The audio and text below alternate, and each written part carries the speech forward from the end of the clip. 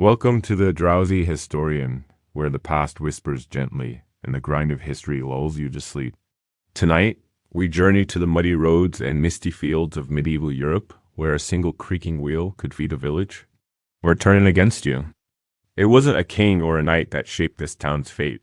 It was the miller, a man with calloused hands and flour-dusted breath, caught between hunger, suspicion, and the cold truth of survival. You'll hear the forgotten rhythms of stone and stream, betrayal and rebuilding, and why, in this tiny corner of the past, it truly sucked to be a miller. So get comfortable. Let your thoughts drift like dust in a flour bin, and prepare to fall asleep to the slow, steady turning of time. Chapter 1: A Morning with the Millstone. They say the rooster crows at dawn, but if you're the village miller, you've already been awake for an hour, boots soaked with dew, eyes burning from the last few hours of uneasy sleep. The sun is nothing more than a smudge behind the clouds as you force yourself up from the scratchy straw mat in the corner of your cold timber home. There's no warmth waiting for you.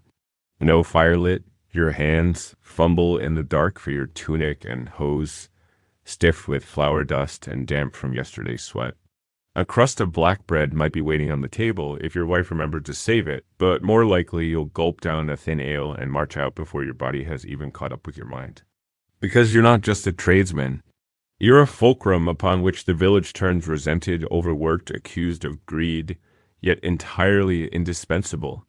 The grinding of grain, the feeding of mouths, the turning of the wheel, it all starts with you. And if your wheel stops turning, the village turns on you just as quickly. Your mill stands slightly apart from the cluster of homes, huddled like barnyard animals around the manor. The mill's creaking shape rises out of the mist, half-eaten by lichen and surrounded by the sour smell of stagnant water.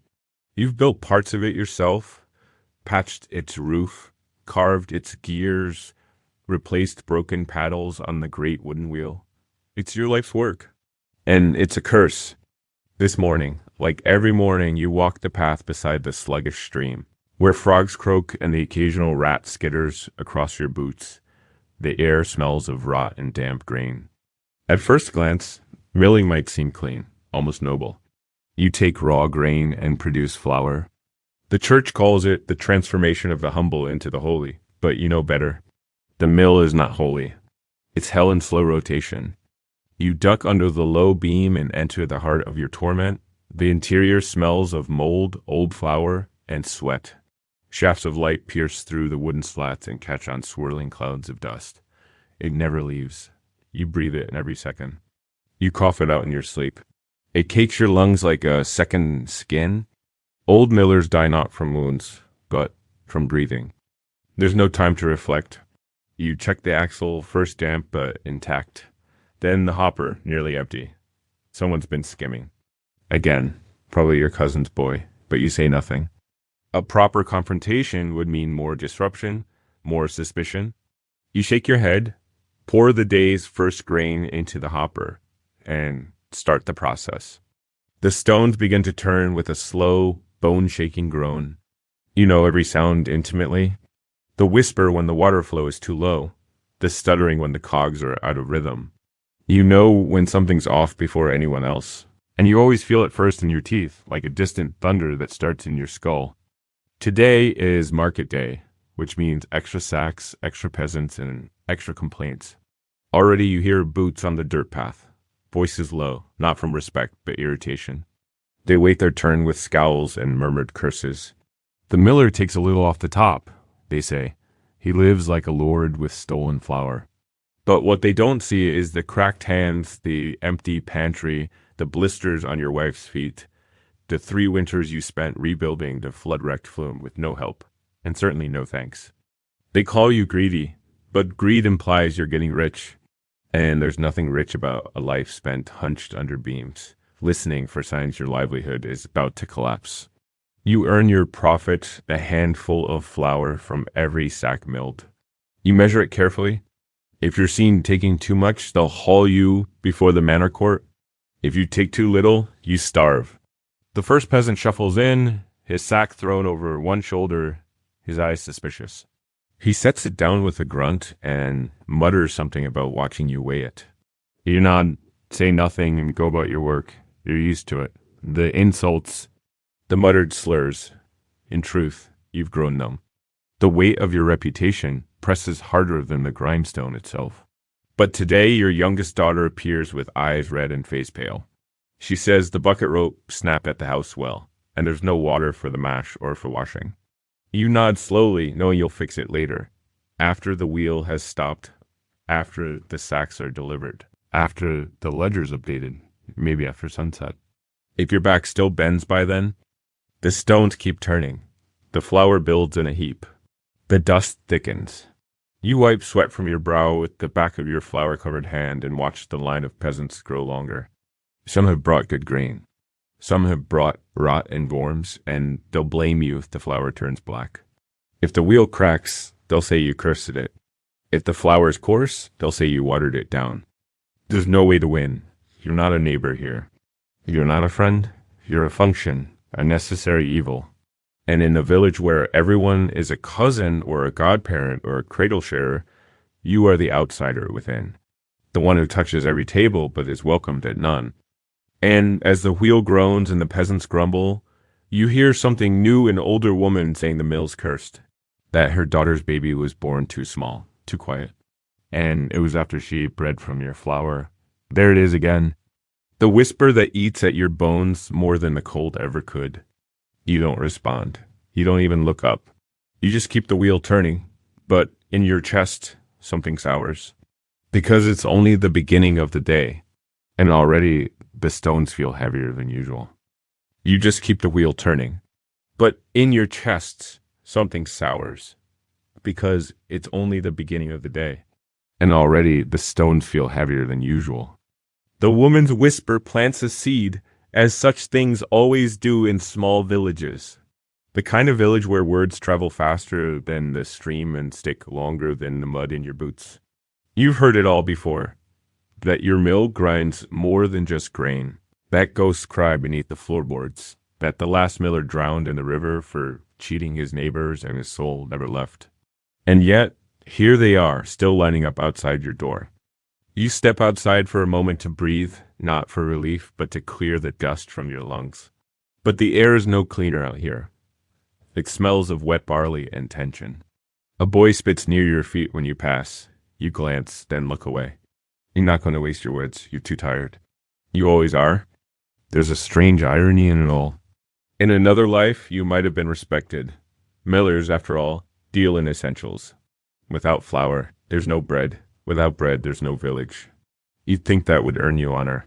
Instead, it earns suspicion. You touch everyone's food, yet no one trusts you. Perhaps because they fear that anyone who controls their hunger can also starve them. The resentment isn't new. In some places, millers have been hung from their own water wheels. One tale tells of a French village where a miller was drowned with his flour sacks tied to his ankles. Another of an English hamlet where the priest declared the mill a house of sin and urged the people to bake only with what they ground themselves. In both cases, hunger came swiftly. And still, they'd rather go hungry than rely on a man like you. You think back to last winter, when the stream froze solid for 2 weeks. You remember your youngest child crying from hunger, your wife scraping the corners of the flour chest with trembling hands, the villagers banging at your door, demanding food you didn't have. No one remembered then that you starve too when the mill stops. No one offered help. No one shared. You remember standing at the edge of the frozen water, wondering how deep it ran. Back inside, the stones began to clatter bad news. You leap toward the gear shaft, hands already calloused to splinters, and yank hard on the brake lever. The wheel groans and slows, jerking in protest before settling into a juddering halt. Something's caught in the teeth again. Likely a knot in the wood or a bit of old rope, but if the gears shear, you're done for. Replacements require coin, and you don't have any. Not really. As you wrestle with the jammed wheel, a passing villager peers inside. Breaking down again? He snorts. You take more than your share and still can't fix your own mess. You clench your jaw but say nothing. Words won't smooth broken teeth or replace a ruined cog. Eventually, with some prying and a stream of muttered curses, the gear dislodges. You wipe your hands on your apron, only smearing the dirt in deeper. Your palms are raw, your sleeves damp with sweat. The wheel turns again, but slower now, as if it too has had enough of this cursed life. Your wife appears in a doorway, holding your ledger. Her face is grim. One of the farmers, the one with the crooked tooth and quick fists, is refusing to pay the milling fee. Says his grain came out lighter than it went in. Implies you're cheating. Again. You can feel the blood rising to your cheeks, but not from anger, from helplessness. You know you didn't cheat him. The weight is off because his grain was full of husks. But he'll never admit that. And if you press the issue, he might not just leave without paying, he might come back with others. You tell her to let it go. You've lost worse. She nods, but her eyes show something else. Fear, not of him, of what's coming. Winter is creeping again. The stores are already low. The peasants hoard their best grain and bring you the worst. The taxes are due in 2 weeks. And you've got rats in the cellar again. There's no glory in this trade, no reward. The very act of surviving it is a punishment. Even your tools betray you. The sack hook splits the skin on your thumb. The flour spoils when the wind blows damp. Your boots rot before the season changes. And through it all, the village watches you, not with respect, but with hungry eyes, waiting for you to stumble. You return to your work in silence, wiping your brow, inhaling more dust. A new family approaches, strangers passing through. They speak with a foreign accent, ask for flour. You weigh their grain carefully, hoping they'll leave quietly. But they frown at your mill, mutter about the noise, the smell, the price. You nod, offer no defense. Let them believe what they will. You've long since stopped caring. But part of you still remembers when you did. When you were a boy, watching your father run this same wheel, thinking it was a kind of magic, the way grain became powder, the way the stone spun as if by will alone. You thought he was important, powerful. Now you understand. The stones turn not from magic, but from burden. And once they start turning, they never stop, not until they grind you down too. Outside, the clouds gather. Rain, perhaps, maybe a storm. You tighten the mill shutters and glance at the wheel. It keeps turning, always turning. Just like your thoughts, your pain, your place in this village that needs you and hates you all the same. You sit for a moment on the grain sack, listening to the rhythm of stone on stone. It sounds like bones. Or maybe it's just your knees. Either way, you wonder not for the first time what it would be like to walk away. To never touch grain again. To never hear the wheel groan or the villagers mutter. But you already know the answer. There's nowhere else for a miller to go. Chapter 2. Grinding grain. Grinding life. The villagers call it the grind, as if it's just a chore, a routine, a normal part of life. But you know the truth. The grind is a curse. It's not just the stones that wear down. It's you. Every sack lifted, every gear turned, every breath filled with dust, it all chips away at your body and soul. You were stronger once, but now even your bones ache when the wind changes. You don't have the luxury of pacing yourself. From the moment the first farmer appears with a sack of rye or barley, the pressure begins. You must sort it, check for stones, chaff, or rot. If you mill bad grain, the flour spoils. If it spoils, they blame you. Always you. Then you pour it into the hopper and watch the wheel turn again and again and again. Sometimes when you're alone with the clatter of wood and the slow grind of stone, you imagine you're hearing voices in the machine. Whispers, almost echoes of old curses or the names of those who never paid. You don't believe in spirits, not really, but you understand why others do. The mill doesn't feel alive. It feels haunted. Haunted by sweat, by hunger, by resentment. There's a rhythm to it. Grain in, stones turn, flour out. But that rhythm is exhausting. Each sack can take hours. And the peasants don't wait patiently. They complain if you're slow, accuse you if it's coarse, scowl if the flour's dark. They want perfection, but bring you moldy wheat and worm-riddled oats. And still, they expect miracles. You've learned to recognize the subtle differences. How rye grinds easier than wheat. How a sudden clunk means a stone needs realignment. How a faint scorch smell means the flour's overheating from friction again. And that means more downtime, more repairs, and more villagers angry that their bread will be late. Then comes the sifting. You crouch beside the mesh screen, carefully separating bran from flour, wincing as the fine dust invades your nose and throat. You've coughed blood more than once. Your wife says it's just the dust, but part of you wonders if something deeper is cracking inside. It's not just the physical toll, it's the constant suspicion. Even when the milling is flawless, even when the flour is perfect, someone will say you took more than your share. You weigh everything twice. Still, the rumors spread. The miller pockets an extra pound from every sack. He waters the flour. He hides gold under the floorboards. You've never seen gold, not once. All you've ever hidden is broken tools and shame. Your children help when they can. Your eldest boy handles the sacks now, his shoulders broadening too fast, the way yours did once. You try to tell him to slow down, to not give his youth to the stones. But what else can he do? You're miller's son. He's a miller's son. There's no other road. Sometimes, when no one's looking, you watch him lift the grain with a grunt and dump it into the bin, just like you do. You see how his face tightens, not with pain, but with silence? That same silence you wear. That mask of grim endurance. You want more for him, but you don't even have more for yourself. The day wears on, your arms throb, your knees creak.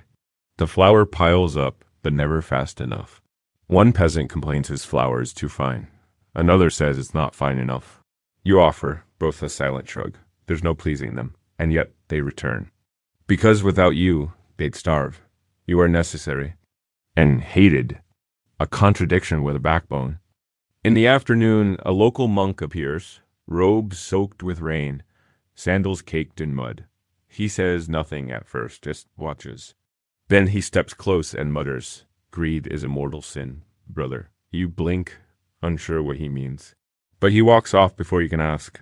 You feel it, though, that accusation, that ancient resentment. The church has always preached that millers are too rich, too proud, too close to the devil. You wonder if monks have ever tried lifting sacks in the rain or inhaling dust till their lungs seize. Probably not. Your wife brings a bowl of broth in, mostly cabbage water. You thank her, take a sip, and return to the grind. There's no time to sit. More grain waits. Always more grain. A mouse darts across the flour bin. You curse under your breath and stomp near it, sending it scurrying. Rodents are a constant threat. They chew through sacks, nest in rafters, gnaw at the gear grease. You found whole families of them inside the grain chute. Once, a rat got caught in the millstone and fouled an entire batch. The smell was unbearable. The villagers blamed you, of course, as if you lured the creature there on purpose. The light fades. Your shoulders slump. You've been grinding for 10 hours straight. Your back screams. Your head throbs. And there are still 3 more sacks waiting. But you can't stop. The Lord Steward is expecting flour for the manor. If you're late, the fine could be half your monthly income. Or worse, he might take your son as a field laborer for the week as punishment. That's legal. It's all legal. Everything is legal when you're at the bottom. You glance out the narrow window. The village is quiet now. Smoke curls from chimneys. Laughter from the tavern drifts on the breeze. You feel something strange in your chest, not envy, not quite. More like distance. Like you've always been apart from them, close enough to feed them. Too far to join them? As you heave another sack into place, your joints crack audibly. You wince. The pain is sharp, but you keep going. Because you must, because stopping isn't an option. The wheel turns. The dust rises. The stones grind. And you disappear into the rhythm once more. The wheel turns. The dust rises. The stones grind. And you disappear into the rhythm once more. Some days you wonder if you're becoming a part of the mill itself, flesh fusing with wood, bones splintering like old gears, thoughts grinding down until all that's left is the repetition. There's no end to it, only pauses like the brief slowing of the wheel before another surge of water sends it turning again. Outside, night settles over the village. You hear the distant clatter of shutters closing, the occasional bark of a dog, the low thud of boots trudging home. The world winds down. But not you, never you. There's always one last sack. One more farmer's grain to process before you can sleep. Your hands ache from the rope and pulley. The muscles in your shoulders feel like they've been peeled open. But you keep going, because if you stop now, tomorrow's line will stretch from the stream to the chapel, and some loud-tongued elder with a long memory will say it proves your laziness, your greed, your weakness. And so, when the last grain has finally passed through the hopper, when the final stream of flour has collected into the bin below, when your arms tremble with fatigue and your eyes burn from the flickering torchlight, you still don't collapse. You sweep, you patch the bin, you check the gears once more. Because if something breaks overnight, you'll be up before dawn repairing it again. Then comes the bookkeeping. Your wife, seated by the hearth in the back room, has scribbled weights and totals in the ledger by candlelight. You sit beside her, trying not to groan as you lower yourself onto the stool. The numbers blur. You're too tired to think straight, but you force yourself to focus. This is the part they don't see, the late-night arithmetic, the counting of every pound and every coin, the cross-referencing to avoid another charge of theft. Because accusations come easy in this trade, and they come hard.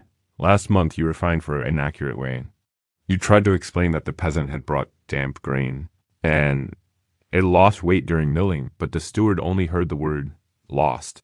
That cost you 3 weeks' worth of flour and a public shaming on the grain.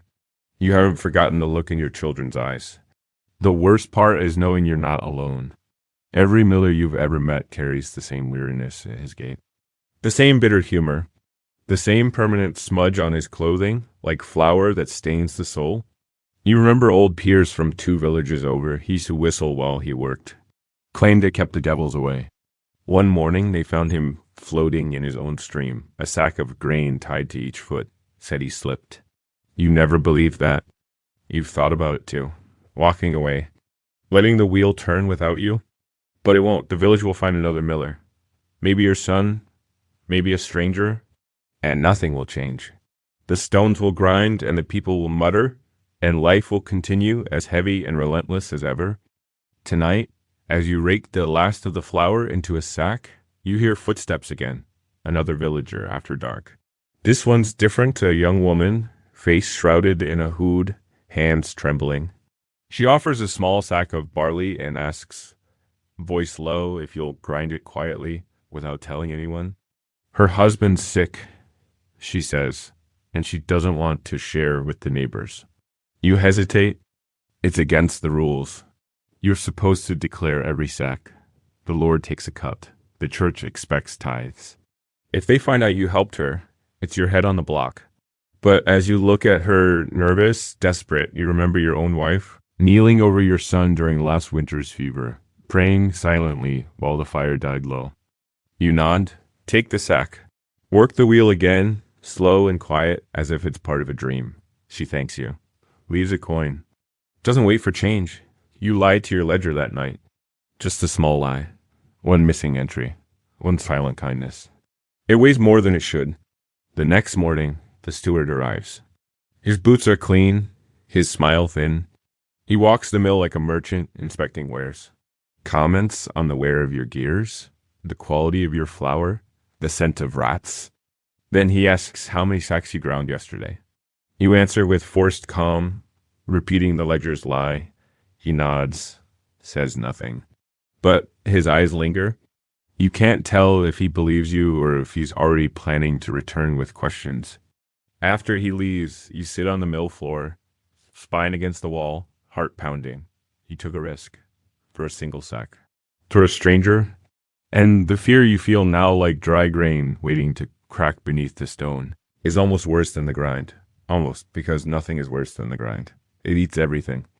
You used to sing while you worked. Now you barely speak. You used to hope for holidays, rest days, feast days. Now they feel like delays, like cracks in your rhythm. You fear stopping more than labor itself. What would happen if you did stop? If you let the flour spoil, let the sacks pile up, let the people go without, they'd blame you, hate you, maybe destroy you. But maybe, just maybe, they already do. And so, as dusk falls again, and the villagers bring more grain, and the wheel groans to life once more. You don't protest. You lift the sack.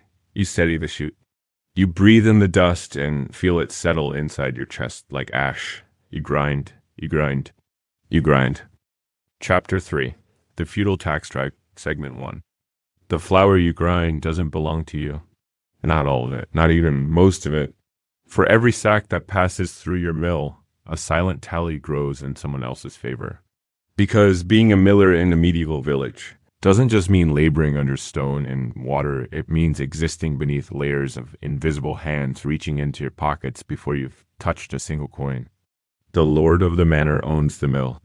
Technically, everything you see, the wheel, the gears, the stream itself, is his.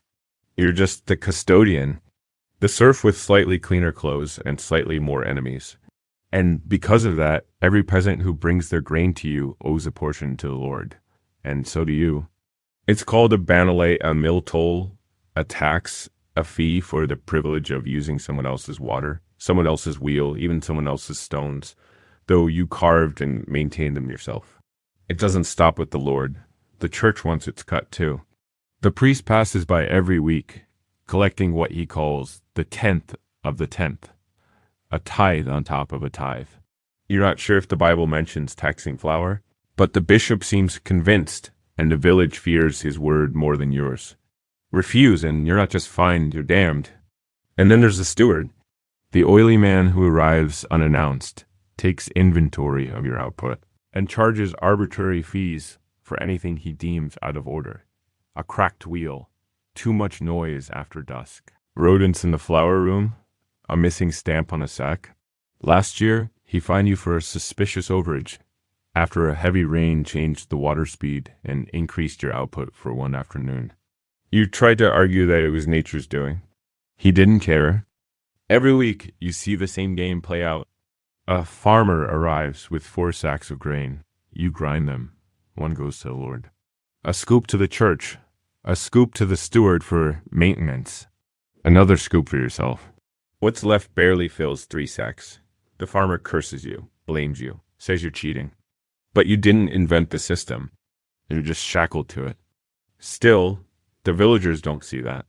They see you keeping a portion of what passes through your hands and assume wealth. But what good is a 10th of a 10th when you're forced to surrender it the moment you earn it? The mill has become a funnel, a spout through which everyone else's greed flows, and you're the vessel left scraped dry. Even bartering has turned into a trap. Sometimes villagers try to pay with favors, firewood, cheese, mending. You used to accept, but now the steward's records track every ounce. If your ledger doesn't match the expected volume, they claim theft. They say you're skimming, underreporting, undermilling, and there's no court for you. No appeal, only punishment. You think often of what happened in the next village over North Lee, a tiny cluster of homes not unlike yours. Their miller was accused of hoarding flour. A mob tied him to his own grindstone and rolled it into the stream. His wife tried to intervene. She vanished. The village claimed she fled in shame. But you've heard whispers, darker whispers. You believe them. Because resentment and hunger mix like wheat and water. It sticks, it sours, it spreads. You're not allowed to set your own prices. The manor dictates them. Supposedly fair rates, but inflation is not a concept feudal lords care to understand. When the harvest is poor, you still owe the same amount. When the river runs low and the millstone grinds slower, you still must meet your quota. And if you can't, you'll be summoned to the manor hall, paraded in front of the other tenants as a lesson. A few years back, you saw the baker punished.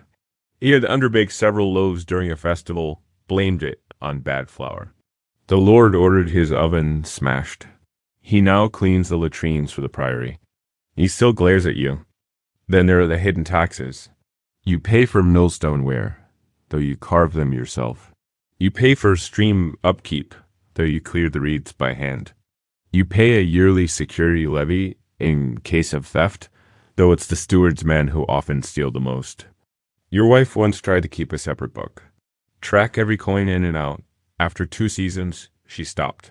Not because the numbers didn't add up, but because they did. They told a simple truth. You are always in debt, not to one person, to everyone. Always, the more you work, the deeper it gets. The wheel turns. The flower moves. The coin disappears. And you remain. You've watched other villagers scheme, hide sex, lie about weight, underreport grain. But when caught, the punishment is brutal. Public beatings, confiscation, branding. A man from a neighboring shire was nailed to his mill door as a warning. You saw the body days later, bloated and blue. No one spoke of it. No one dared. Your children have started to notice. They ask why you never keep any flour. Why you eat oat mash when you work with rye and barley all day. Why other villagers seem to have more even when they give you less. You try to smile, to wave it off. We share with everyone, you say, but they're not fools. Children grow up fast when hunger teaches them the truth. The worst part is that you don't even hate the peasants. Not really. They're victims too cheated by a system older than any of you, too scared to point fingers upward. And so they point sideways at you, the one person they see holding the flower. But when you lie awake at night, your head pounding from the weight of accounts and fines and unspoken fears, a darker thought creeps in. Maybe it is your fault. Maybe you should have refused this job. Maybe you should have become a shepherd, a mason, even a beggar. Anything but the mailman. Anything but the one trapped between the stones and the hungry mouse. Yet here you are. You wake each morning to the wheel. You trade your strength for silence. You measure every grain with trembling fingers, hoping today's count won't spark another accusation. And when the steward returns next week, with his blank face and velvet pouch and sharpened pen, you will bow, you will agree, you will hand him your portion, and you'll pray the numbers add up. And you'll pray the numbers add up, but in your heart, you know they rarely do.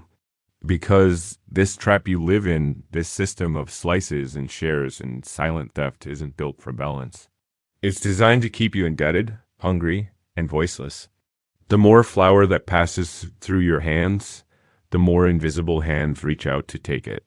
And each one claims it has more right than the last. Take last summer, for example. The rains came late. The crops were dry, meager, brittle.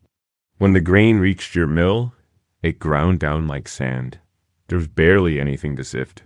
You sent warnings to the steward, the priest, the reeve.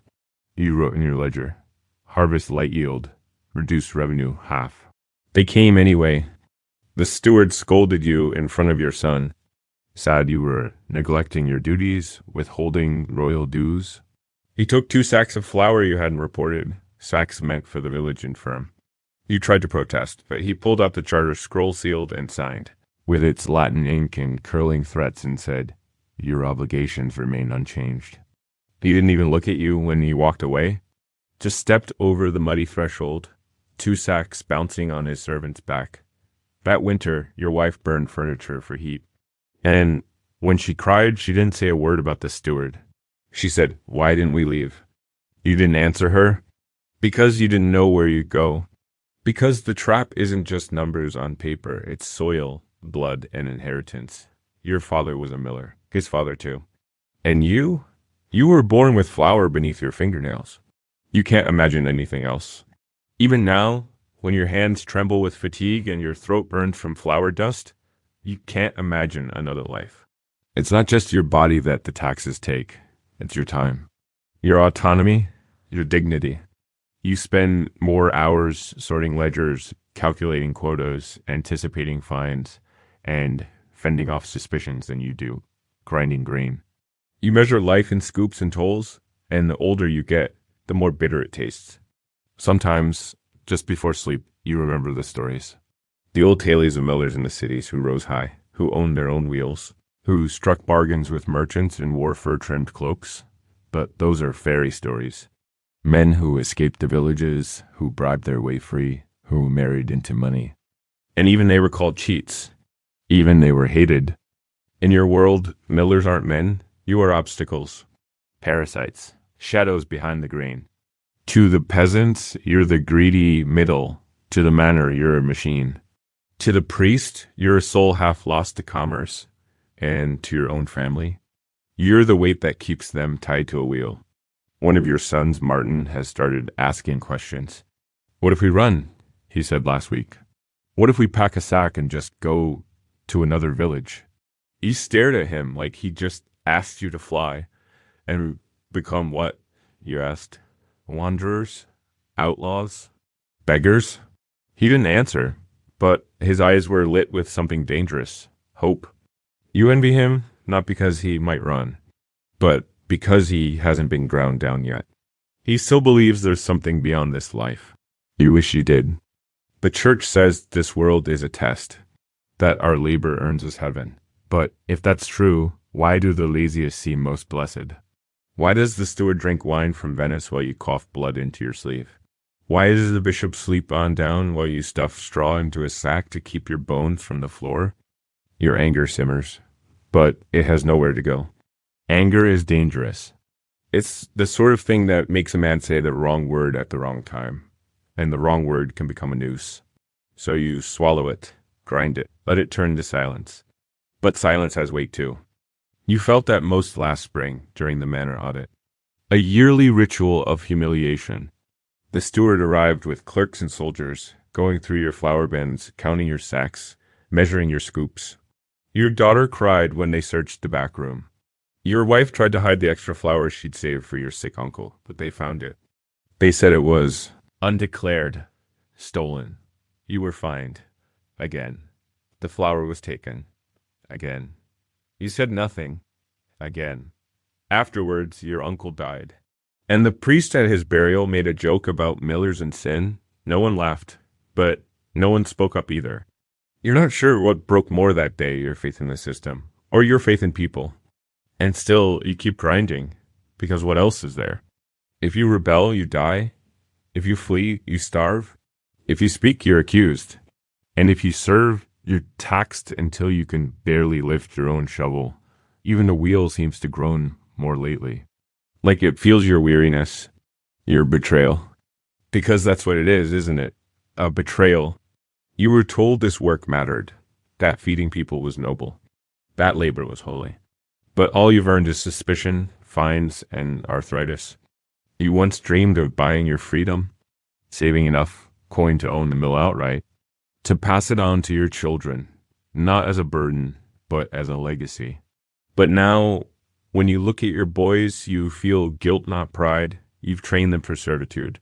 You've wrapped them in chains disguised as tradition. And when you sleep, it's not rest, it's waiting.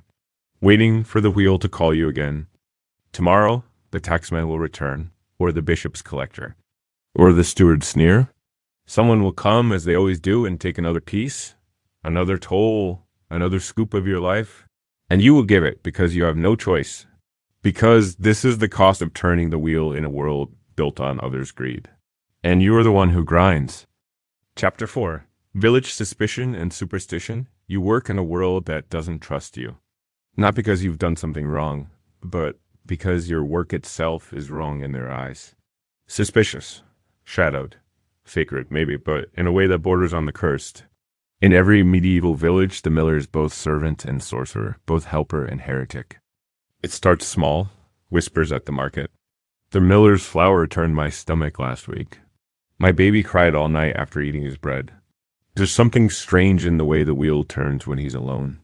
You hear these things not directly, but always drifting through the tavern door, muttered in church pews, slipped between neighbors with hunched shoulders and wary eyes. Your mill, after all, is the only moving building in the entire village. While the cottages and thatch-roofed homes sit still and passive, yours groans and creaks, its gears grinding deep into the earth. Drawing power from the stream, the wind, or even unseen forces, at least that's how they imagine it.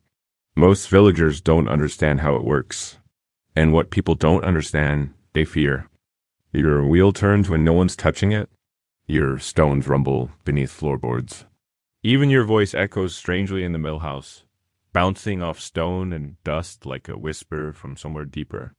At night, with the shutters closed and the candle guttering low, you sometimes feel it too, that presence, that tension, like the mill is alive and listening. And yet, you never imagined your work would invite talk of witchcraft. But here it is. The widow at the edge of the village claims your flour gave her son visions. The midwife says your mill grinds too smoothly, as if the stone isn't natural. A drunk in the tavern muttered last week that your shadow bends the wrong way when the wheel turns fast. It would be laughable if it weren't so deadly serious. Because in this world, superstition is not just nonsense. It's law, it's punishment, it's fire. People whisper of millers making pacts, deals with spirits, devils, the water that powers the wheel. Not just a stream, they say a cursed river spirit, your millstone. Caught not by hands, but summoned. How else, they ask, could a man grind grain into powder with such quiet, such precision? There must be magic. There must be sin. And worse, you work alone, often by candlelight. You live apart from the village, close to the stream, where mists rise and reeds rattle in the wind. When strange things happen, sheep miscarrying, wells running dry, food spoiling without cause, they look in your direction. You're not from another place, but you're not quite of this place either. You move between roles, between homes, between classes. You are liminal. That's dangerous. There was a girl once, years ago, who died of fever. The villagers said she was healthy the day before. They buried her quickly, but not before the whispers started. She ate bread from the miller's flour. Her mother saw a black bird fly over the wheelhouse. A devil lives in the gear shaft, and the girl saw it. That winter, someone painted a mark on your door in ashes. A broken circle. You wiped it clean before your children saw. The church fanned those flames too, not directly, but subtly. A sermon here, a story there. Beware those who work with unseen forces, the priest intoned last Sunday. His gaze lingered just a little too long in your direction. No one accused you outright. But they don't need to. All it takes is fear. A little fear spreads like spilled flour, quiet, pervasive, impossible to clean completely. You find yourself watching your own habits, avoiding the woods at night, turning away from gatherings, lowering your voice when you explain your work. Because any display of confidence of knowledge can be twisted. A clever explanation becomes a spell. A repair to the wheel becomes an enchantment. Your skill is no longer admired. It's suspect. Last week, a child followed you from the mill, hiding behind trees. When you turned, he ran. Later, his father came to you, accusing you of luring him in. You tried to explain that you hadn't seen the boy, that your door was shut, that no one was allowed inside during grinding, but the man didn't listen. I don't want my son getting ideas, he said. I know what millers do. You still don't know what he meant, and you're afraid to ask. Even your family feels it. Your wife avoids the market now. She says too many eyes follow her. Your daughter stopped attending Sunday gatherings, said the other girls whispered when she arrived. Your youngest son cried last night, said he dreamed of the millstone swallowing you whole. You told him it was only a dream. But was it? Because there's something about the way the wheel moves that sometimes unsettles even you. On stormy days when the sky is bruised and the wind howls low, the gears seem to spin before the water even reaches them. You've seen it once, twice, just a twitch, a shudder, a movement that came too early, too eager. You told yourself it was the wind, the tension in the axles, a trick of the eye. But you remember? You remember the time the old miller, your mentor, spoke of the spirit in the wheel. You laughed then. He didn't. It remembers, he said. Everything we grind, everything we give, everything we take, it remembers. One day it'll ask for payment. He died that winter, fell into the wheel at dusk. They said it was an accident, that he slipped, that his coat caught. You believed it. Until recently? Now, when you lock the door at night, you feel watched.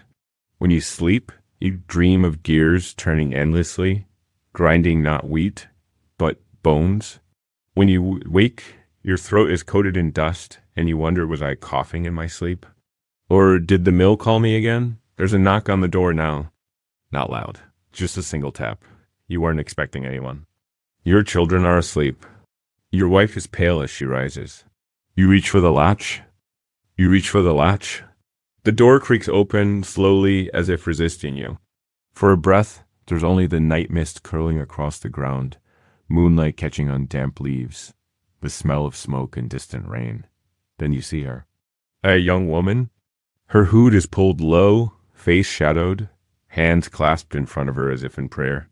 She doesn't speak at first, just stares past you, into the darkened mill behind. They say your flower killed my lamb, she whispers. You blink. What? My lamb? She says again. She was strong, ate the scraps, bred from your grain. Next day she lay stiff, tongue black. You try to explain? Bread scraps often spoil.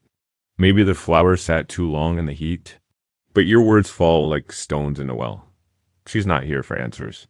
She's here for belief, confirmation of what she's already decided. That your work isn't just flawed, but unnatural, tainted. She turns and walks into the fog. You close the door, but sleep doesn't return. Not for you, not for your wife.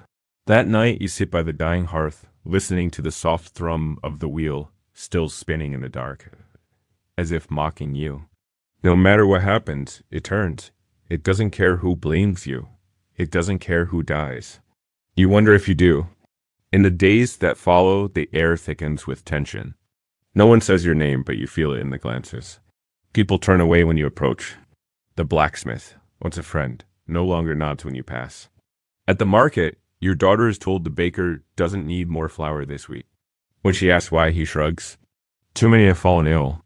You notice the priest's sermons have changed. Less Latin, more fire. He speaks of rot spreading in the community, of the need to purge sin, of vigilance against those who tamper with creation. It's not subtle. And no one looks at you directly, but no one looks at you at all, and somehow that's worse. You try to reason, you offer free milling to the poorest. You leave extra loaves at the chapel. You smile too wide, speak too soft, but it only feeds the whispers. Why is he being so kind all of a sudden? What's he trying to cover up? Superstition is a beast you can't reason with. It feeds on gaps in knowledge, in crops, in weather. This year, the barley has turned brown too soon. The stream is lower than it should be. A strange fog lingers by the cemetery. None of it is your doing. But you're still the explanation they prefer. Because blaming you means they don't have to face the terrifying truth. Sometimes, suffering has no cause. One morning, you find bones nailed to your door. Chicken bones, strung together with twine, bound in a shape meant to resemble a wheel. A symbol, they say, of evil unbound. You take them down, burn them, tell no one. But the message is clear, you're not welcome. You never were. You begin to hear stories, familiar ones, of millers elsewhere. One burned with his mill during Lent, another taken by river spirits after grinding flour at dusk. Some say the stones themselves hungered for flesh, and that every few years they take someone, a warning to never grow too comfortable. You laugh at first, but the laugh dies in your throat, because the other night you heard the wheel turning. When there's no water, the stream was still.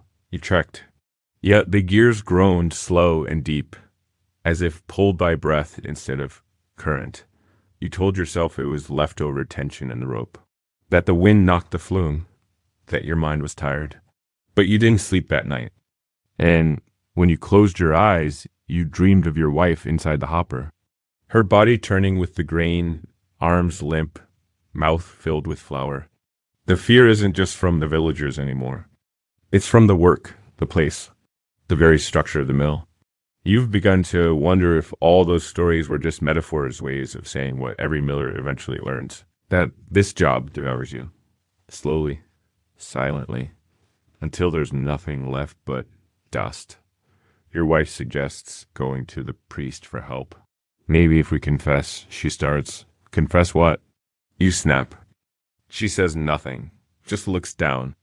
But her silence is louder than anything else. Even she is starting to wonder if there's truth to the stories. Even she is beginning to fear you. Not your hands, not your heart, but your shadow. That night, as your family sleeps, you go outside and sit beside the wheel. It's still turning, barely. The moonlight catches the wet moss, the slick surface of the flume, the glistening teeth of the gear. It doesn't look mechanical anymore. It looks hungry. You place your hand on the stone. It's warm, It shouldn't be warm. You recoil, heart hammering. It's not possible. The water's cold.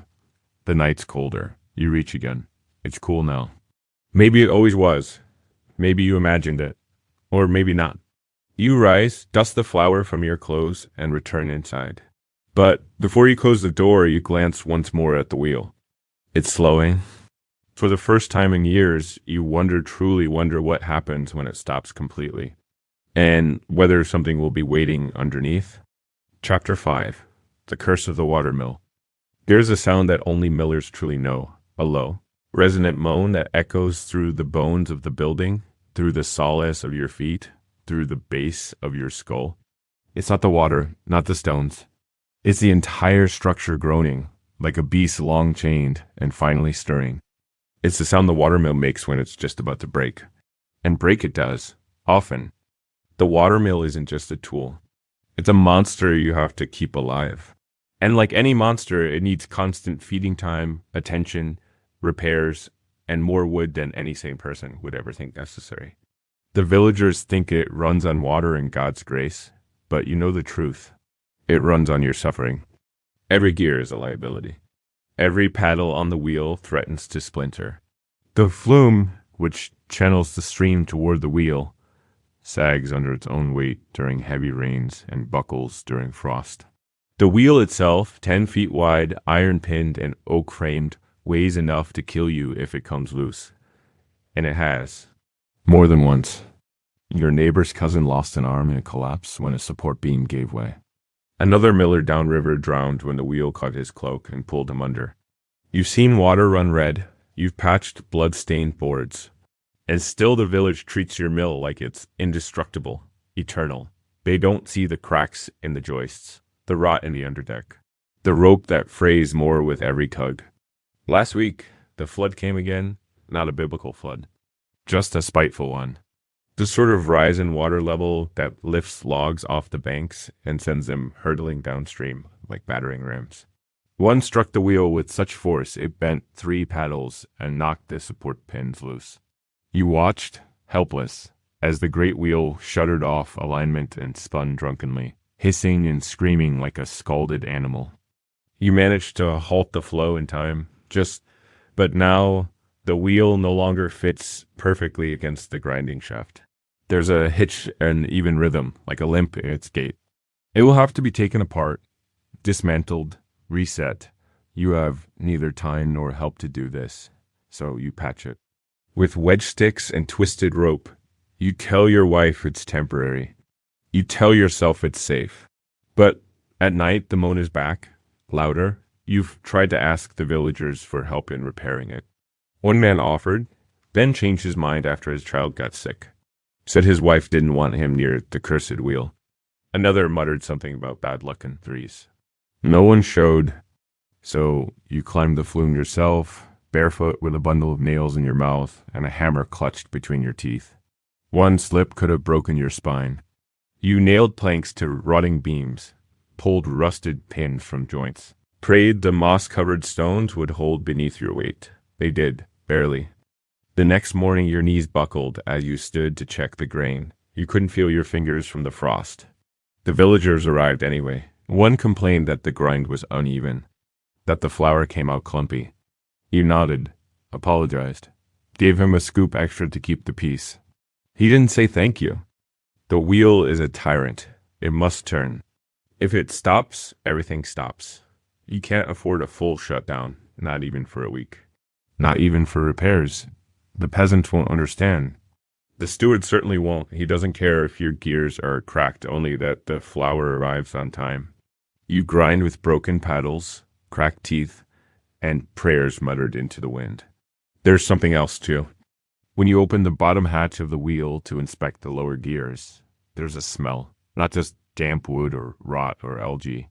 Something deeper. Acrid. Metallic. Like old blood and mold and fire.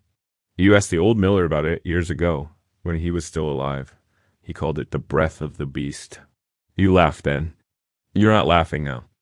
There are scratch marks on the underside of the stone casing. Deep gouges not made by tools. Too jagged. Too wild. You don't remember making them. No one else has access. They weren't there a season ago. You close the hatch quietly. The millstone itself is wearing thin. You can hear it in the scrape, a pitch that's just slightly off. When it was new, it sang when it turned. Now it groans, like it's tired too. You patched it with resin, chalk, and prayers. But stone live forever. When it finally gives way, the explosion of stone and dust could tear the walls apart. You've seen it happen. 5 summers ago, a merchant visited the neighboring mill. The stones exploded mid-turn. One half flew through the ceiling. The other caught the miller in the ribs, split him like a log. His blood mixed with the flour for a week. The village never spoke of it again. But you still remember. There's no safety net, no mechanic to call, no insurance. If the wheel fails, you fail. If it breaks, you're ruined. No one will thank you for the years of hard work. No one will rebuild it for you. They'll move on, find another scapegoat. Another miller, and if you die under it, they'll say it was your own fault. You begin to dream of the mill collapsing, not with fear, but with hope. You imagine the walls giving way, the gears snapping, the flume roaring loose and washing everything downstream. You imagine standing on the hill, watching it fall and feeling nothing but relief, and then you wake, covered in sweat, alone, because you know the truth. The watermill is not cursed. It is built exactly as it was meant to be, cruel, demanding, unforgiving. It's not the devil's work. It's man's. The watermill groans through the night like something old and wounded. You lie awake listening to it, the slow churn of the wheel, the slap of warped paddles against the stream, their clunk of misaligned teeth catching like bones grinding an old man's jaw. You should be asleep. But the sound has worked its way into your dreams, into your spine.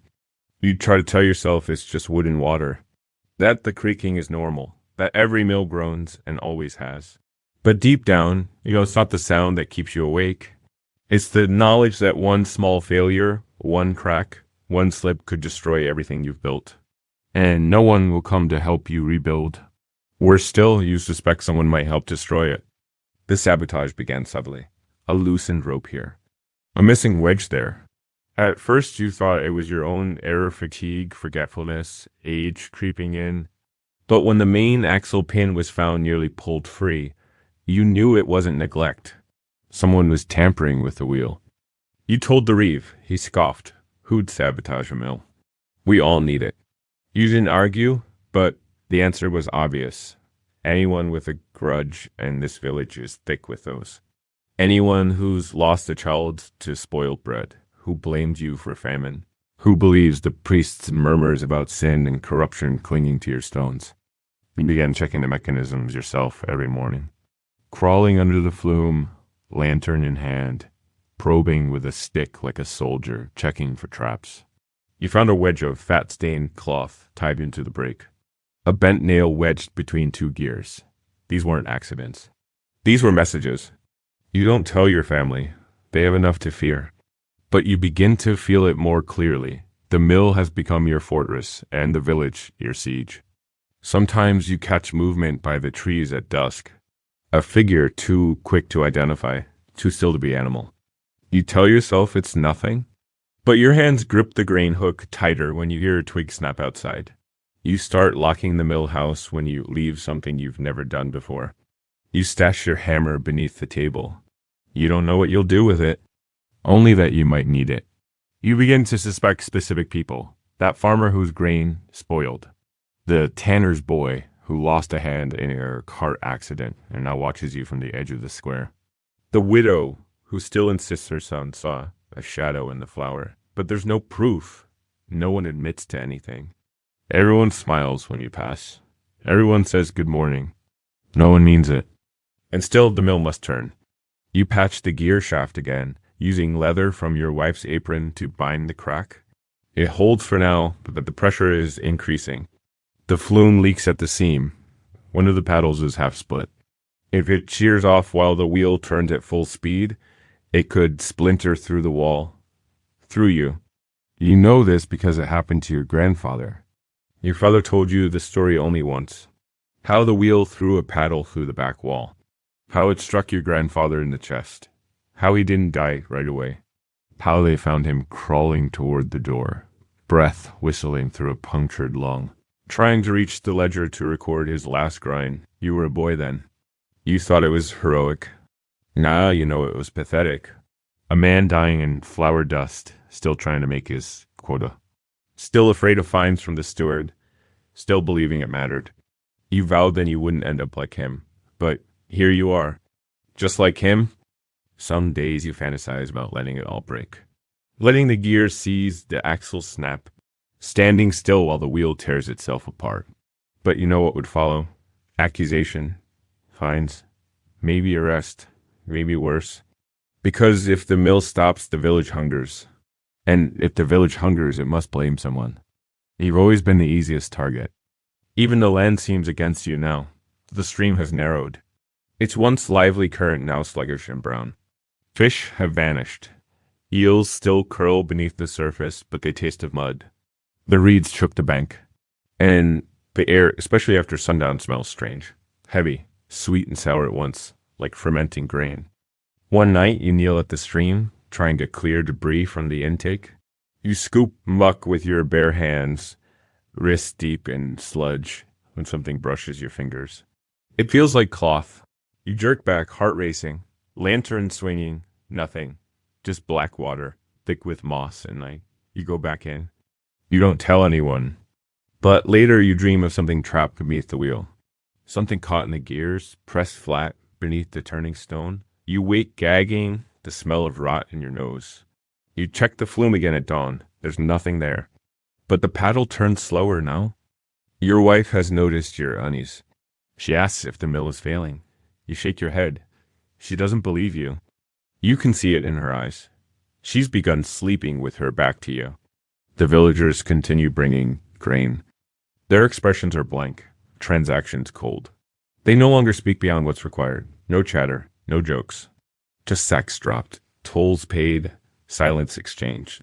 Even the steward, when he visits, seems distant. He used to sneer. Now he just stares quiet, assessing. You wonder what he sees. A man, a liability, or a scapegoat soon to be used. You keep the wheel turning, not because you believe in it, but because you're afraid of what will happen when it finally stops.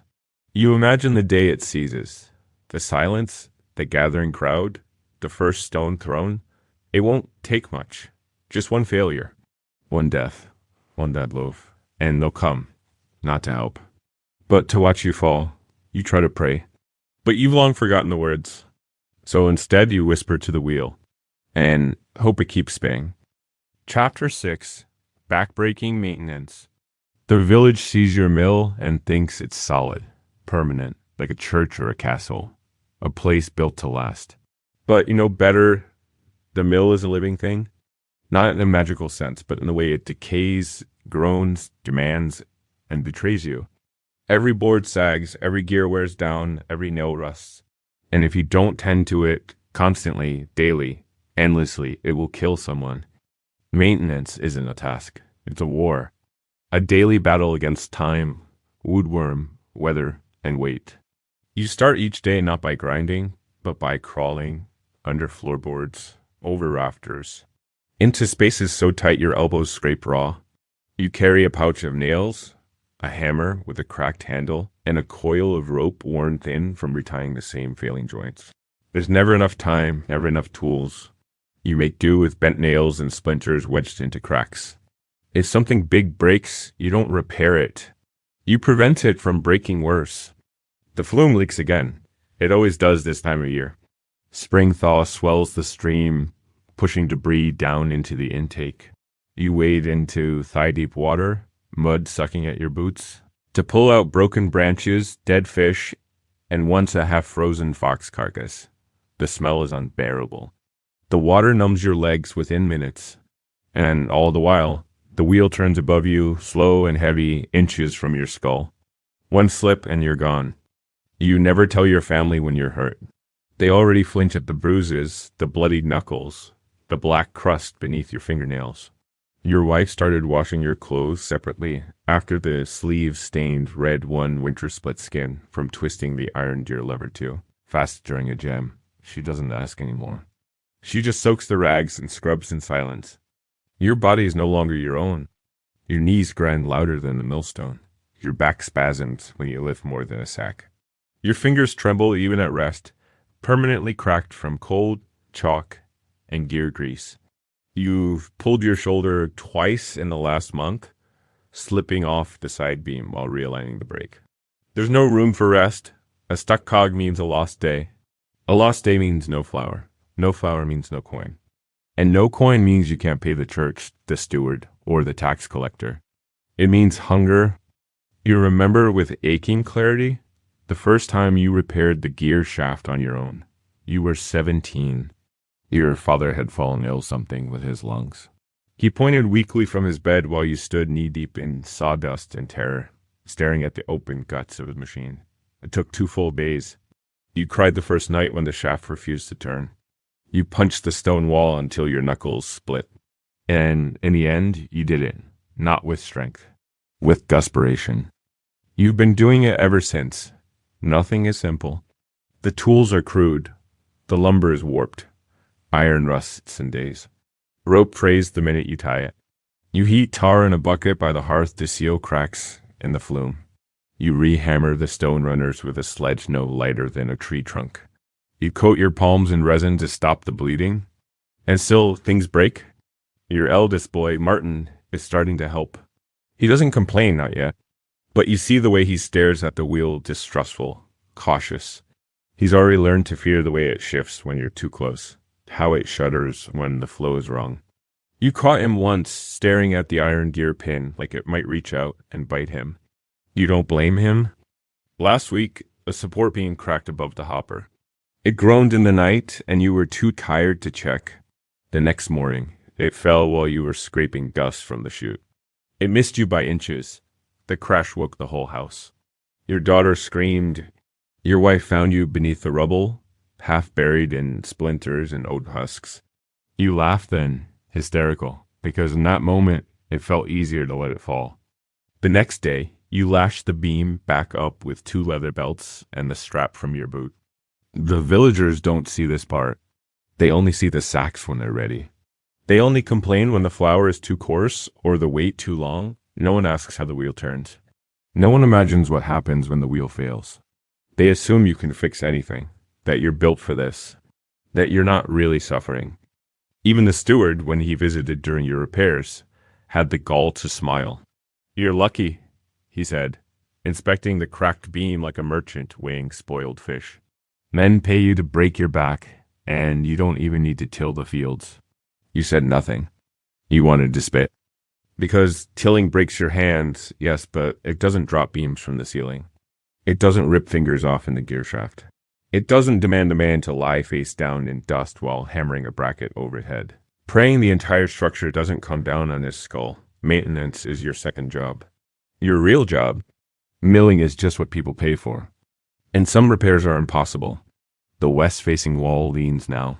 The riverbank beneath it is eroding, slow but steady. You don't have the lumber to rebuild it. You wedge stones beneath the base and pray. If it collapses, it will crush the flume. If the flume collapses, the wheel stops. You wake every night listening for the sound of falling wood. You've begun to mark your days not by saints' feasts or markets, but by what's broken. Tuesday, rehung axle rope. Friday, patched leak and chute. Sunday, almost fell from the crossbeam. You used to mark days by your children's birthdays, your wedding, the summer fair. Those feel like someone else's memories now. A life you once visited but never really belonged to. This work doesn't end when you finish grinding. It ends when your body gives out, or the building comes down. Whichever comes first. Whichever comes first, your body gives out, or the building comes down. That's the wager you make every morning. You don't speak it aloud. You don't need to.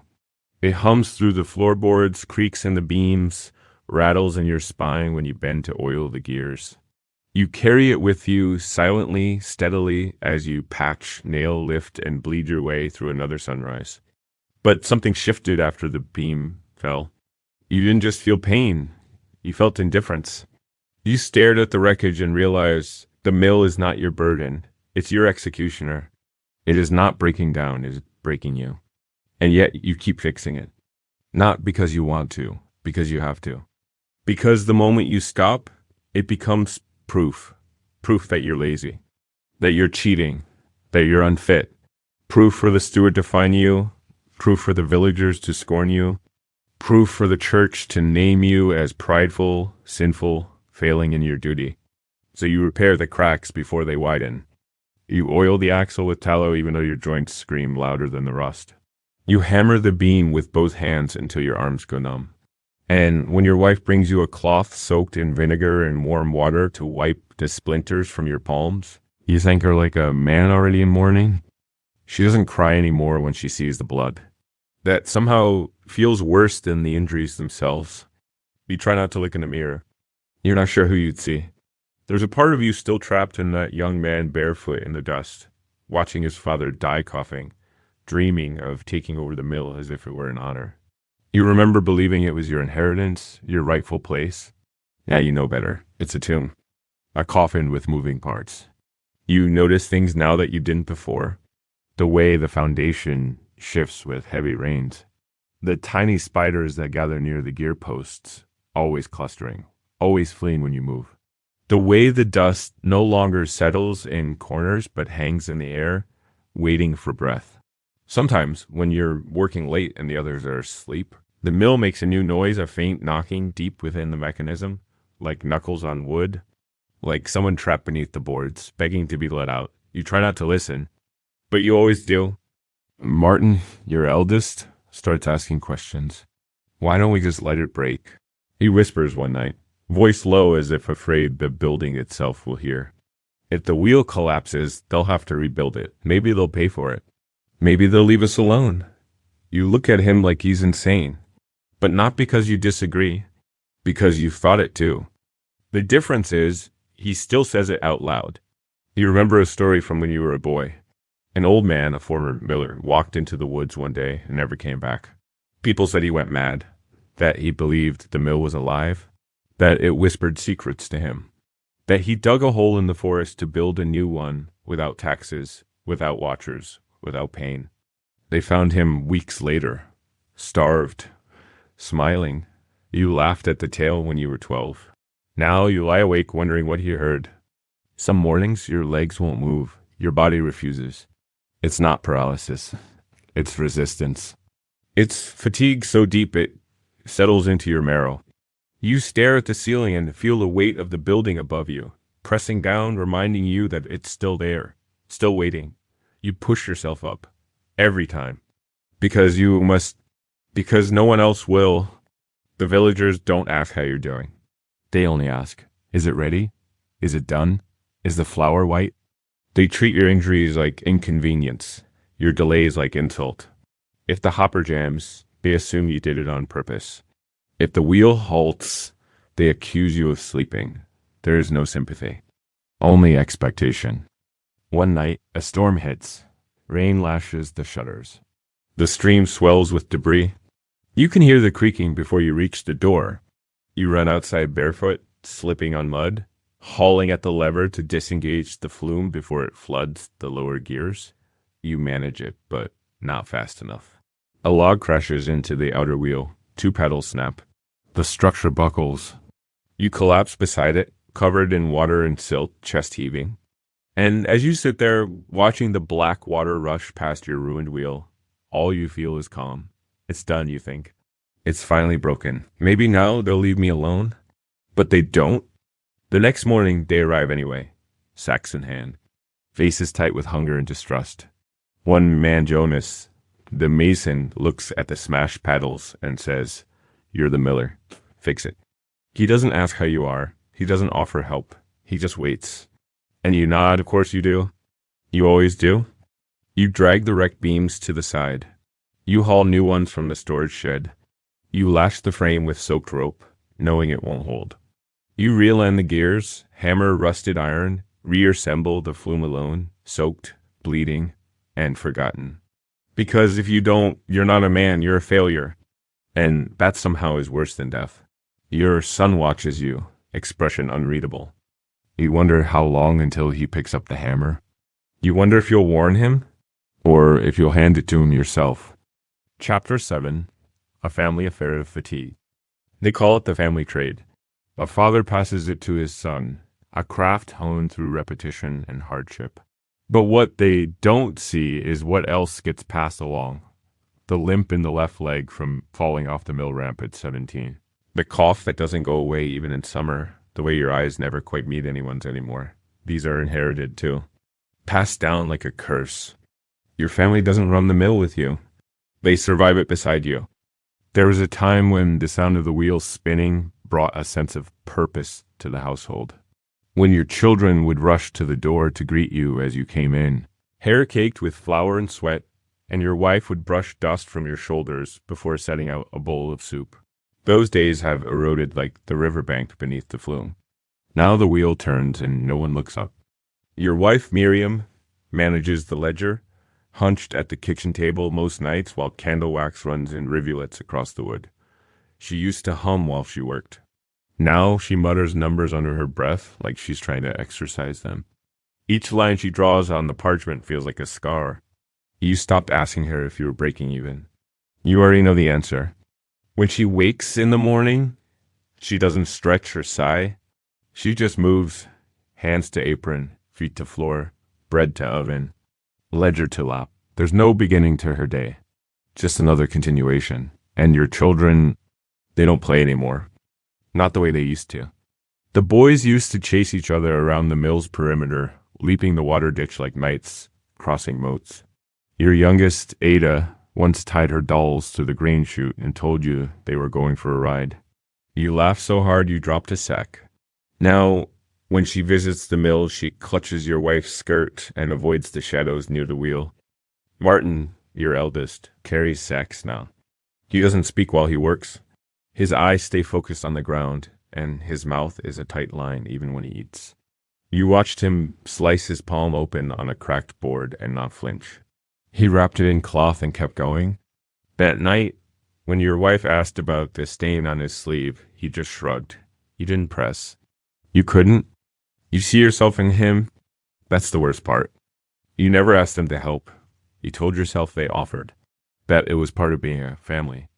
But the mill, for all its weight, could be a place of shared pride. But pride doesn't explain the shadows beneath your children's eyes.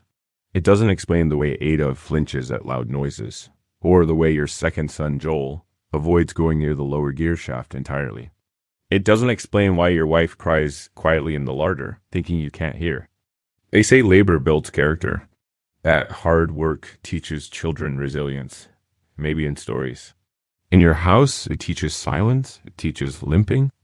It teaches how to breathe without coughing, how to eat without chewing, how to smile without showing teeth.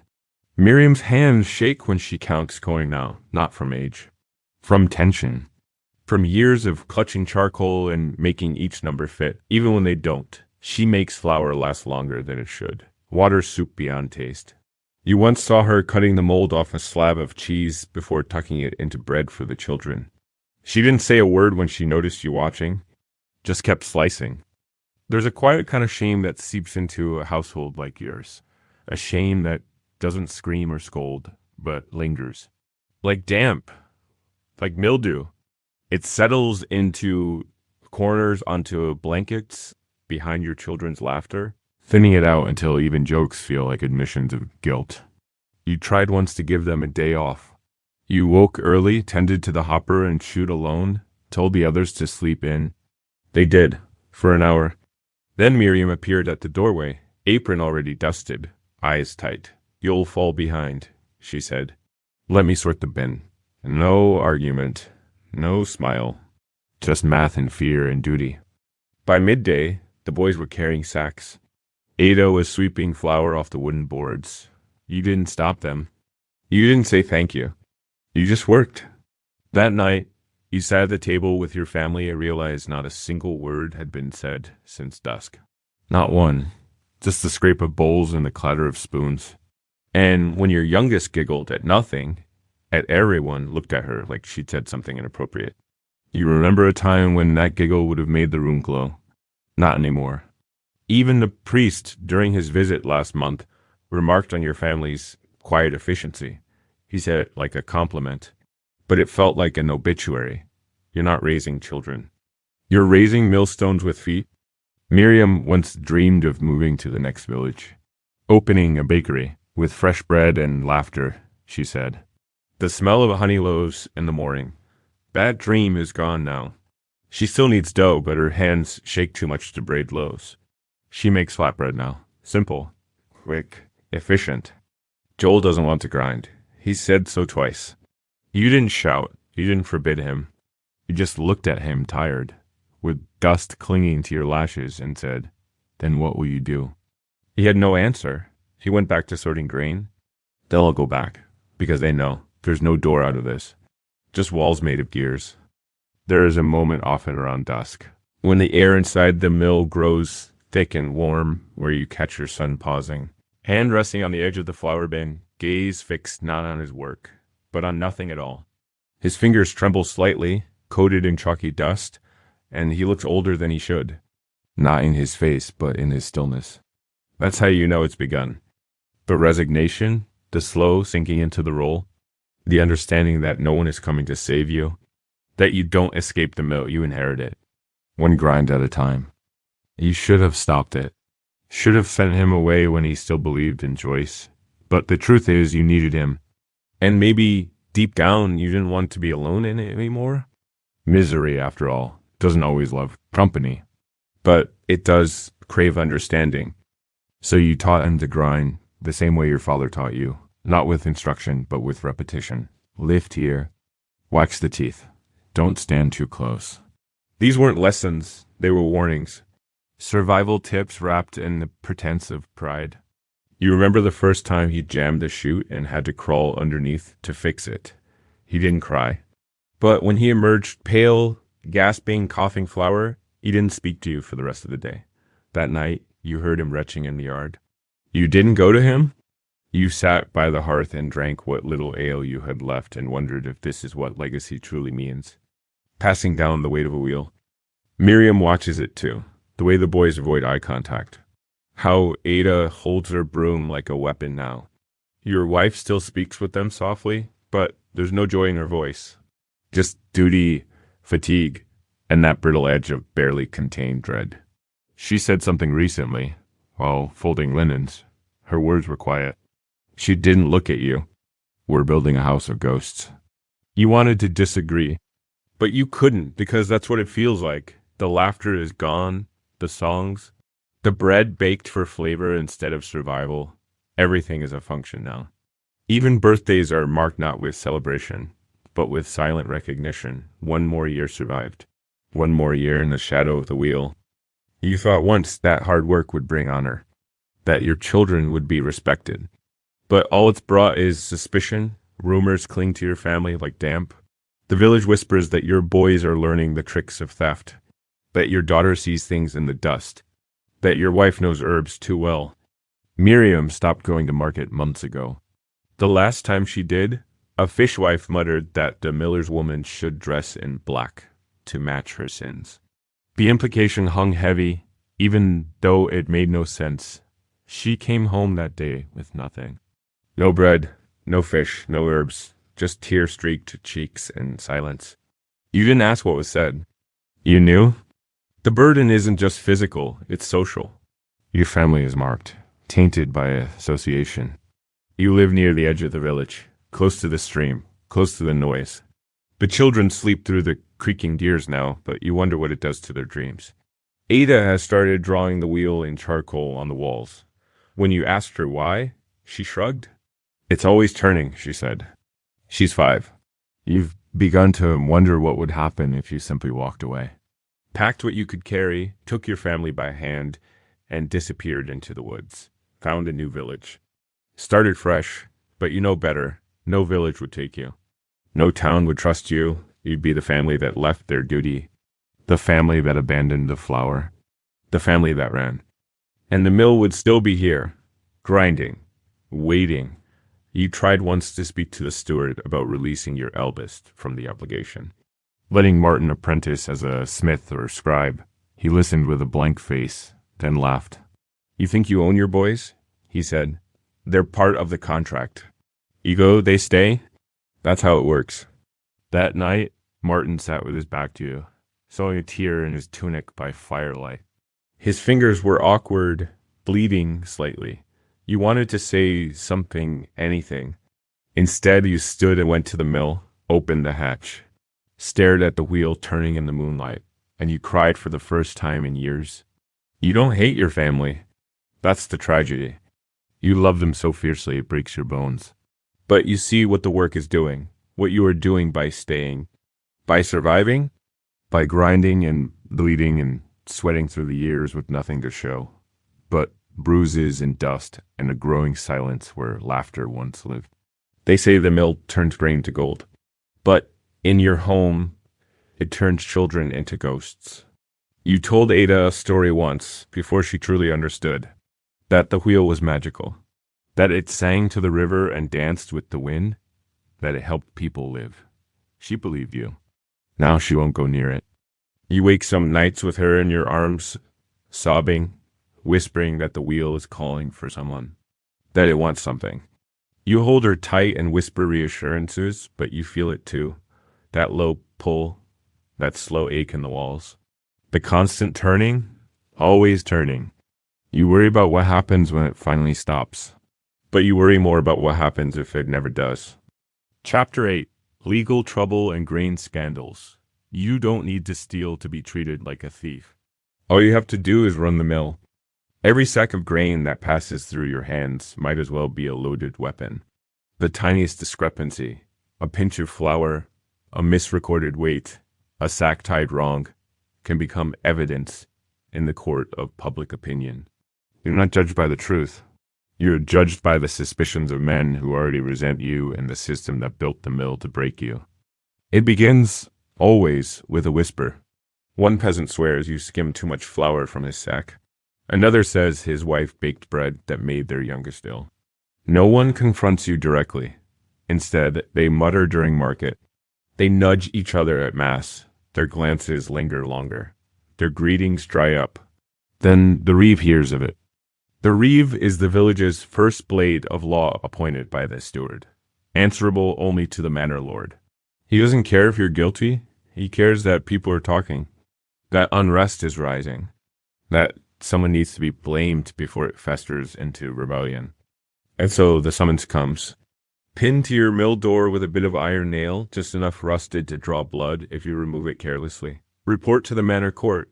Sundown. No accusation, no explanation, but, you always know. The walk to court is long, even if it's short in distance. Every step feels heavier when you know you'll stand before the lord or Orsa. Clerk with a sharp tongue and a long list. You wear your best tunic, the one without holes. You wash the flour from your hands, though the dust never fully leaves. You say nothing to your family. They already recognize the look on your face. The court is not a courtroom. It's a bench beneath the manor awning, next to a bucket of water and a stool where the reeve sits with a ledger that's rarely accurate and a stick he taps when bored. The clerk arrives late, robes trailing in the mud. He carries a scroll and a pen sharpened like a needle. You stand and they begin to question. It's not a trial. There's no defense. Just accusations recited like scripture. Farmer Tobin claims his grain weighed 14 stone, received flour worth 12. Goodwife Dalla alleges rodent droppings in her flour sack, claims deliberate sabotage. You failed to declare 2 sacks last fortnight. Discrepancy noted in the steward's book. You open your mouth to explain, to protest. You kept Tobin's chaff in a separate bin to be burned. It weighed light because his grain was riddled with dust. Dalla stores her flour in a damp shed where the rats live. The missing sacks were ground for the chapel orphanage, a gift you gave without seeking favor. They don't care. The reeve shrugs, the clerk frowns. They write anyway. Then they deliver the punishment. A fine. Always a fine. You've been there before. You remember the cold of the iron clamp, the wet of the stone where you knelt, the laughter of children, the pointed silence of your neighbors, the priest's glance that lingered just long enough to make you feel naked. You remember the bruises on your back and the aching silence of your wife's hands as she tended them. You didn't cry, but not because you were strong, because you couldn't spare the water. Everyone knows the stories of millers hanged for theft, of families exiled after being caught grinding at night without permission, of a woman accused of poisoning flour, drowned in the river as an example. The law, in theory, is there to protect the village. In truth, it exists to protect the Lord's grain. Your ledger becomes your shield. You record everything now, every sack, every scoop, every coin, and still they find fault. Because your honesty means nothing when their distrust is policy. A week ago, a man named Ruark delivered barley for grinding. He measured it, noted the weight, marked it cleanly. But when he returned, he claimed the flour was light. He shouted in front of your children, called you a liar, a thief, a devil in dust. You told him to bring it up at court.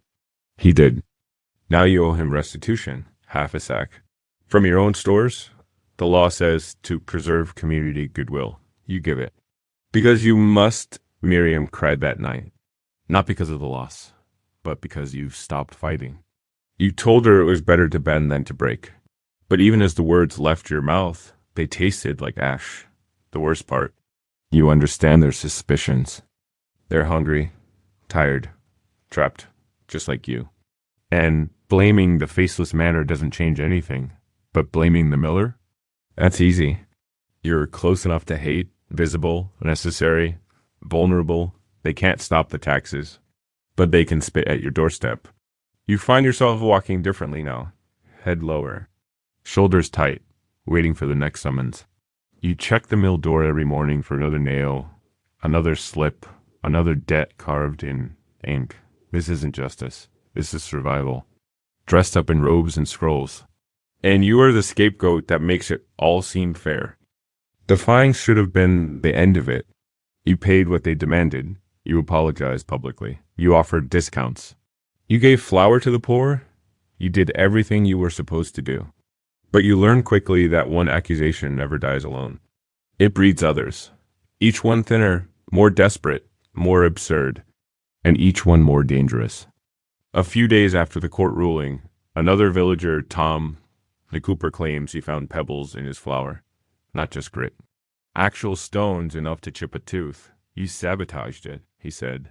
You're punishing us. He marched to the steward with his evidence, a handful of flour, coarse as sand and stinking of bitterness. You didn't even grind Tone's grain. It was done by your son that day. You checked the ledger. The sack was barley, not wheat. There was no issue recorded. But the steward doesn't care. He hears scandal and he sees opportunity. Fines keep the system running. Accusations justify control. You're summoned again, this time to the chapel hall, where the priest joins the inquiry. Now it's not just mismeasurement. It's malice. The priest speaks of the mill as a sacred trust. He calls your role blessed by duty, tainted by pride. He doesn't accuse you outright. He doesn't have to. He lets his words trail, lets the silence accuse you instead. And then comes the threat. If more complaints arise, the steward says, we may consider suspending your access to the Lord's stream, temporarily, until a new miller can be appointed. You freeze. That's not a punishment. That's a death sentence. Without the stream, the wheel doesn't turn.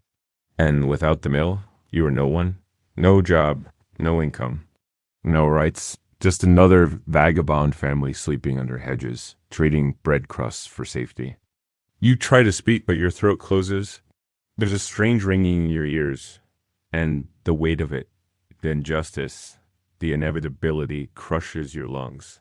They don't suspend you. Not yet. But they make their point. From that day on, you're watched, not just by the reeve, by everyone. The priest lingers after Mass to talk to your wife. Villagers peer through the slats of your mill house. Your children are followed when they walk to market. Someone leaves a crude drawing etched in charcoal on your door. A wheel cracking in half, a figure beneath it crushed. Your wife starts sleeping lighter. Your son keeps the mill tools near the bed. And still, the grain arrives. No one stops using your services. They just make sure you know that you're being tolerated, not trusted. Every transaction becomes a negotiation. A warning. I counted my sacks. Don't try anything. Make sure it's fine flour this time, or I go to the priest.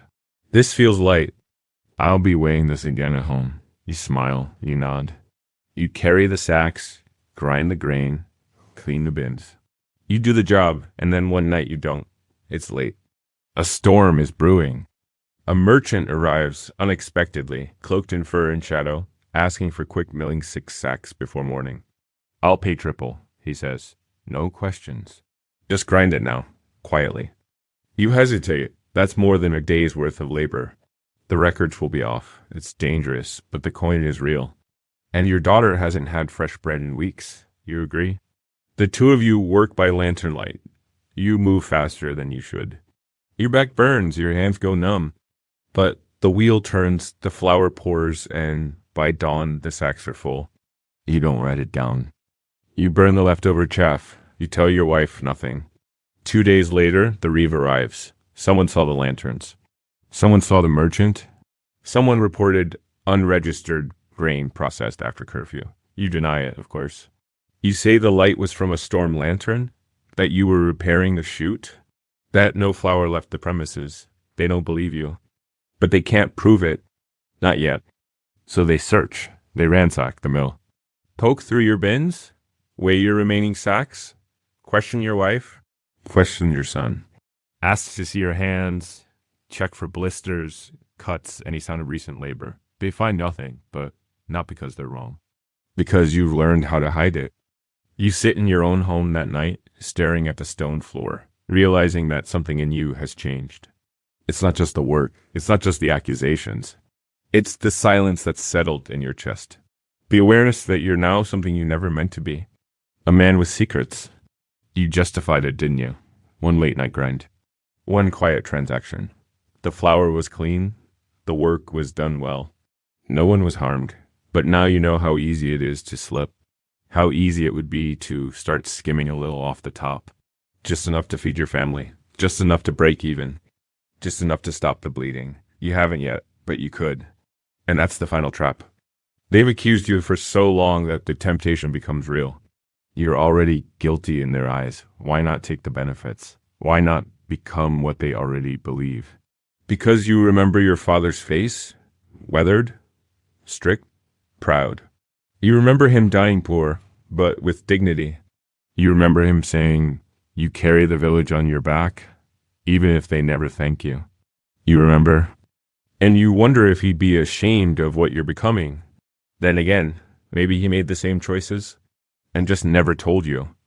Chapter 9. Winter's grinding silence. Winter doesn't announce itself in a medieval village. It just arrives quietly, like rot. One day, there's frost on the shutters. The next, the stream is crusted in ice and the sun never rises past your roofline.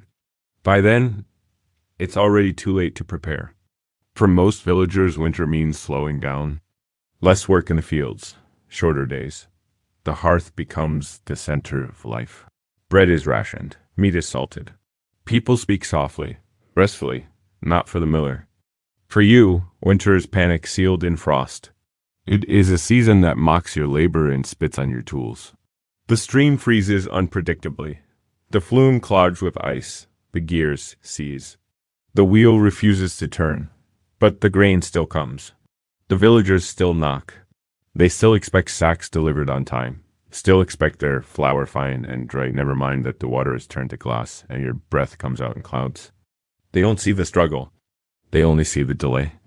Your mill is built beside a shallow bend in the stream, the kind that doesn't freeze easily unless it's been a hard frost.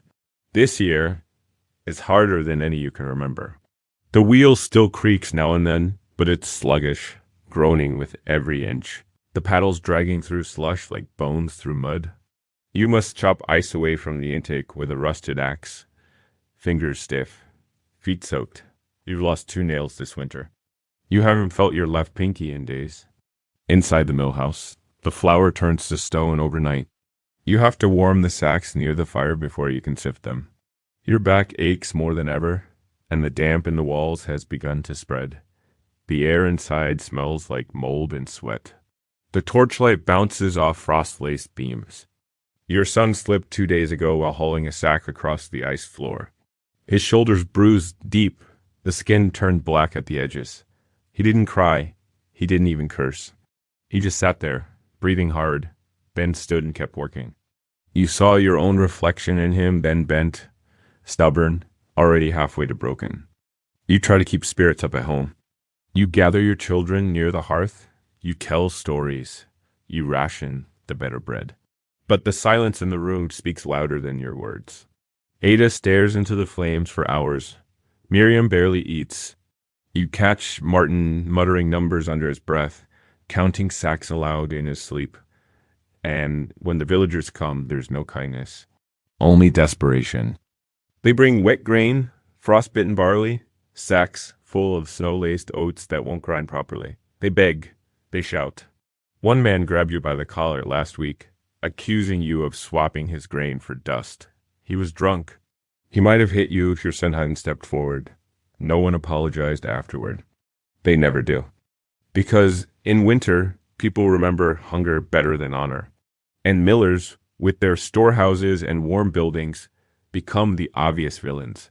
Never mind that your stores are near empty, that you're rationing for your own children, that you haven't eaten meat in 3 weeks. You consider closing the mill, just for a few days, just until the worst of the ice breaks. But the steward would fine you. The priest would preach about shirking God's burden. The villagers would call you lazy. Even your family would hesitate. Because they know if the mill stops, so does your place in the village. So you push through. You work in gloves soaked with ice water. You haul sacks in blizzards. You light torches at noon because the sky refuses to brighten. You find yourself muttering to the wheel now, not to coax it to move, but to curse it when it doesn't. Turn. Damn you, you whispered yesterday, knuckles raw against the brake. It didn't. That night, the wheel froze solid. You tried pouring hot water over the gear shaft. It hissed, then cracked. Not a full break, but the sound haunts you still. It echoed like a bone snapping in a church. You told Miriam the crack was minor, that it would hold. She nodded, but her eyes didn't believe you. The next day, the wheel spun again, barely but with a stutter. You heard the crack deepen, and still you ground 3 sacks. Because the baker needed them? Because the steward expected them? Because you've built your life on a wheel that doesn't stop, even when it's killing you, you dream differently now. Not of escape, but of collapse. You dream of the wheel shattering, of the flume breaking open and water flooding the village, of villagers running, bread scattering in the mud, and you standing in the wreckage, smiling not in triumph, but in relief. You wake shaking. You don't tell your wife. There's no joy in the house anymore, no singing. The children whisper. The cold has found its way between the stones. Even the hearth seemed dimmer, no matter how much wood you burn. Yesterday, you caught your youngest daughter trying to warm her hands over the flour bin. The heat from fermentation, she said. It's warmer than the fire. You didn't scold her. Because she was right. Because the flour has become more than food. It's become heat, hope, religion. And you are the priest of a temple that's falling apart. The snow stops falling, but the cold stays. If anything, it sharpens, turns brittle and sharp, like cracked glass beneath your boots. The world feels frozen mid-breath. The stream barely moves. Its surface is a skin of gray ice that creaks and moans beneath your weight when you check the flume. You hear it muttering beneath your feet, and part of you wishes it would give out just to feel something real. There's no more dry wood. The stores are spent. You burn broken pallets from the mill's back wall and old tools too warped to repair. The house stinks of scorched resin and desperation. Miriam says nothing. Just stokes the fire with a sliver of wood shaped like a hammer handle. It's warmer broken, she murmurs, not meeting your eyes. The villagers have begun knocking at night. At first, it was once or twice a sack brought late, excuses made. A desperate father or a widow hoping you'd make an exception. Now it's constant. Boots crunch outside your door at all hours, faces half hidden in cloaks. They don't speak. They just wait. You've started refusing. There's nothing left to give. The wheel won't turn without chipping ice from its teeth. The grain you grind freezes inside the chute. You've taken to warming the stone with coal embers just to keep it from cracking. Your back screams. Your joints burn. Every minute in the mill feels like a punishment dealt by a god who's grown tired of subtlety. Still, you grind. Because if you stop, they'll take it from you. The mill, the house, the work. You will not survive as a landless laborer. Not with a family, not with debts. But there are days now when the line between work and madness begins to blur. You lose track of time in the mill. The air never warms. The light never changes. You catch yourself speaking aloud to the sacks, to the wheel. You hear yourself asking questions you don't remember starting. Are you happy now? Is this enough? Did you take what you wanted? No one answers. And still, the sacks come. One arrives soaked with blood. You don't ask. You just grind. A boy collapses in the snow outside your door one evening. His lips are blue. You drag him inside. Feed him broth. He sleeps beside your children, limbs twitching like a dog's. In the morning, he's gone. So is half a sack of flour. You don't chase him. You don't speak of it. That same night, your daughter asks if the flour bin can be her bed. It's soft, she says, and warm inside. You shake your head, she cries. You snap at her, and she flinches, then runs to her mother. Miriam gives you a look, not angry, not sad, just tired, like even the scolding is too much now. You sit outside in the snow until your fingers go numb. You used to be strong. You still remember that man. The one who split beams with his bare hands, who could carry 2 sacks at once and still run up the flume, and the man who promised his wife a future, who built a cradle by hand for their first child and carved her name into the side in flour-dusted letters. That cradle is firewood now. Your son tells you there's a crack in the chute. He says the flour's collecting wrong, bunching at the base, not sifting. You nod. You'll fix it tomorrow. Tomorrow becomes next week. Then never. The crack widens. You wedge it with a splinter. It doesn't hold. Nothing holds. One morning, you wake and find Miriam already in the mill. She's trying to grind wheat. The wheel isn't moving. The chute is jammed. She doesn't care. Her hands are red. The grain isn't going anywhere. What are you doing? You ask. She looks up. Her eyes are distant. Trying, she says. You take her hand and lead her back inside. She doesn't protest. That night, you hold her while she shivers beneath the blankets. Your breath steams in the air. You whisper that spring is coming, that things will change, that the ice will melt and the wheel will turn again. You don't believe it. The villagers do not thank you anymore. They do not curse you either. They become shadows, desperate, gray, hollow-eyed. They come in silence, leave in silence. You wonder if they dream of eating you? You wonder if they already have in some way scraping pieces of you away with every toll. Every complaint, every unspoken accusation. You stop lighting the lantern some nights. Let the dark take the room.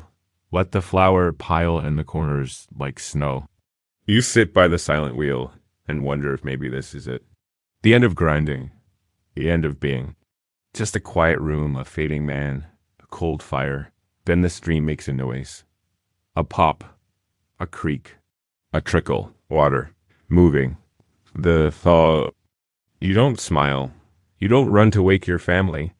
You don't rejoice. You just rise, fetch your hammer, and begin clearing the flume again because the silence is ending. And the noise is worse. Chapter 10.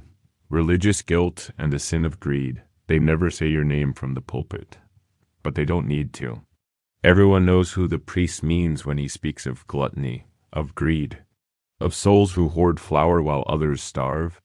Each Sunday, you stand in the back of the chapel, cap in hand, head lowered, boots dusted with dried flour. The villagers don't look at you. They shuffle to their benches, murmur their prayers, sneak glances during the sermon. The priest talks of sin, of humility, of giving your share and not a crumb more. And though the words are vague, they cut deep, every line aimed squarely at the man with the wheel. You weren't always a symbol of corruption. Once, they blessed your work. The priest laid a palm on your shoulder when your father passed and said, "The Lord gives to the hands that feed." That was before the bad harvest, before the tax hikes, before the whispers began. Now they speak of millers in parables. A sermon about the rich fool with overflowing barns. Another about the dishonest merchant who shaved his scales. Another still about the man who built his house on sand, whose pride led him to ruin. They all end the same way. Judgment, wrath, collapse. And every story leaves you standing colder than the wind outside. You've tried to speak to the priest. Once. A quiet conversation. You asked if there was something you'd done. Some way to atone. He smiled politely, tilted his head, said only, "You must search your own conscience." As if you hadn't been doing that for years. As if your dreams weren't already filled with the faces of starving children, with villagers pointing, with sacks spilling endlessly from your hands while others wept. Miriam stopped attending services weeks ago. She says it's too cold, that she's needed at home. But, it's because she's tired of hearing judgment delivered like truth, while her husband breaks his back trying to keep the village from starving. Your sons still go. They sit at the edge of the bench, silent, unmoving. When the priest speaks of temptation, you can feel their bodies stiffen. When he preaches about hoarding, their heads lower. Not once does he mention the steward. Not once does he call out the manor lord who taxes the poor into hunger, who demands flour while children go without. No, it's you, the man they see, the man who grinds. The man who must be guilty because guilt is easier when it has a face. You pray less now, not because you don't believe, but because belief has become exhausting. You whisper words out of habit, not out of hope. You remember the last time you confessed. It was years ago, before your father died. You'd stolen a handful of dried apples from a merchant's cart. The priest had laughed gently, told you the Lord understood hunger. That forgiveness was always within reach. Now you wonder if that same priest would laugh at your life, or if he'd join the others in whispering behind pews. You think of sin often? Not the grand ones, the ones painted in cathedral murals with fire and swords. The small ones. The quiet betrayals, the shortcuts, the lies of omission, the weight deducted from a sack when no one is watching. The late night grind done for coin, unreported. You haven't stolen, not exactly. But the line between surviving and sinning grows thinner each week.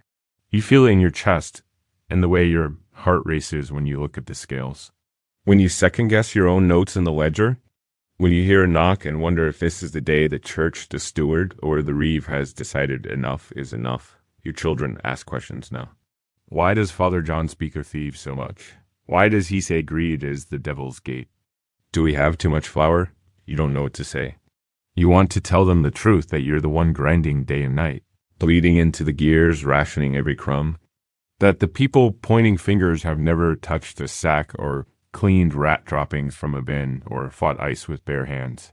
But you say nothing because you don't want to lie, and you don't want to tell them that sometimes.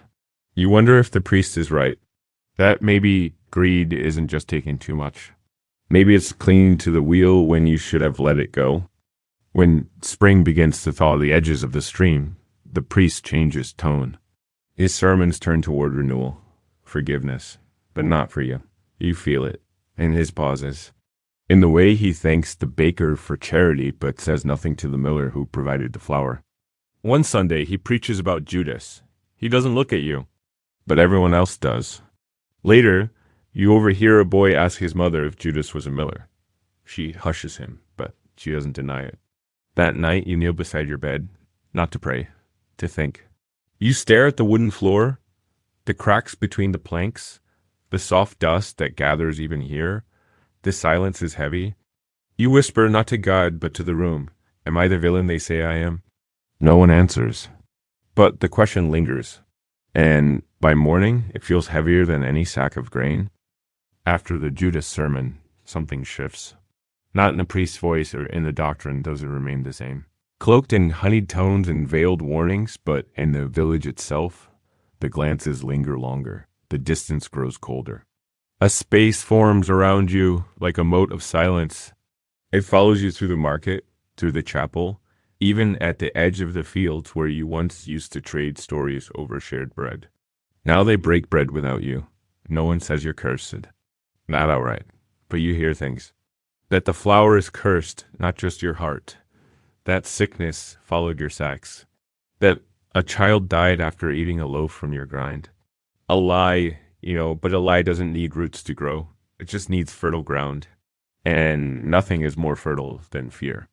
Father John never names you, but every sermon feels like a finger jabbed at your chest.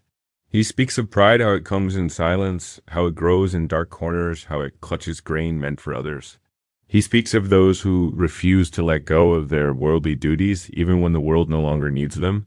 He tells the story of the Pharaoh who drowned in his own chariot wheels. The metaphor isn't subtle. You don't leave the chapel early. You don't sit in front. You don't confront him. You just lower your head and let the judgment pour over you like cold rain, and still you attend. Because if you stop going, it proves their point. If you stay, you remain visible, accountable, a breathing, aching symbol of service. You try confession again, you kneel, you speak, you explain. I haven't stolen, but I've been angry. I've wished bad things on people. I've cut corners. The priest says nothing at first. Then it is not the action, but the intention that weighs the soul. He assigns you prayer, no penance, no comfort, just silence. And as you walk home, you realize you feel no lighter. The guilt is not just spiritual anymore. It's political, social, the kind that doesn't wash off with prayer or fade in spring. The baker sends your daughter away without trade. Says he's full up, but you see the empty racks behind him. The tanner doesn't wave. The reef pretends not to hear your greeting. Even your family begins to question gently at first. Miriam asks if you've considered speaking to the steward, offering to step down. Maybe it's time, she says, for peace. You laugh not because it's funny, but because peace isn't something you're offered. Not in this world. Not with this wheel. You explain the truth she already knows. If you step down, there's no new beginning. Just eviction. Just debt. Just ruin. She doesn't argue. She just lowers her eyes and goes back to kneading the same crustless loaf you've been eating for 3 winters. Your son suggests donating more flour to the chapel. It might help, he says, if they see you're not selfish. And that's when it hits you. They believe it too. Not fully, not maliciously. But part of them has begun to absorb the sermon, to see the way others look at you and wonder if maybe they're right, if maybe you've kept too much. If maybe the mill's rot is not just in its beams. You give the flour anyway? You deliver it yourself, a sack to the chapel pantry. Carry it on your shoulder, set down in silence. The priest nods, says thank you, offers no prayer, no blessing, just thanks. As if you were a merchant, not a man at war with his own shadow. The next Sunday he preaches about redemption, but not for you, for those who surrender their pride. For those who do not wait until they are drowning to call for God. You listen. Your fists clench, your head pounds, and you begin to hate him. Not because he's wrong, but because he's clever. He knows exactly how far he can go, how deep he can cut. He doesn't want your soul. He wants your silence, your apology, your public surrender. And that's something you won't give. Not yet. Because despite it all, despite the pain, the doubt, the mounting weight of rumor, you've kept the village alive. They eat because of you, because you patched the flume, because you ground the chaff-ridden grain they wouldn't feed to livestock, because you stood in the stream in winter until your toes bled and kept the wheel turning. You've bled for them, and they've crucified you in return. So you stand Sunday after Sunday, hands calloused, face drawn, and receive your weekly punishment. You let them think you're greedy. Let them believe the wheel is your idol. Because what they'll never understand is that you don't grind grain to hoard. You grind to survive. And if they think that's a sin, then maybe salvation isn't meant for men like you. Maybe the kingdom of heaven has no mill and no place for the miller. Chapter 11. The devil's whisper in the mill. There's a saying in your village. The mill never sleeps. You used to think it meant the work was endless. That the wheel turned regardless of the hour, the season, or the man watching it. But now you wonder if it means something darker. Because the mill has started whispering. It began faintly during the last frost. You were grinding alone late at night, torchlight swaying against the wooden beams. The chute creaked. The stones groaned, nothing unusual. But as you swept the bin, you heard a voice. Not words, not fully. Just a breath low and sharp, almost like someone exhaling your name.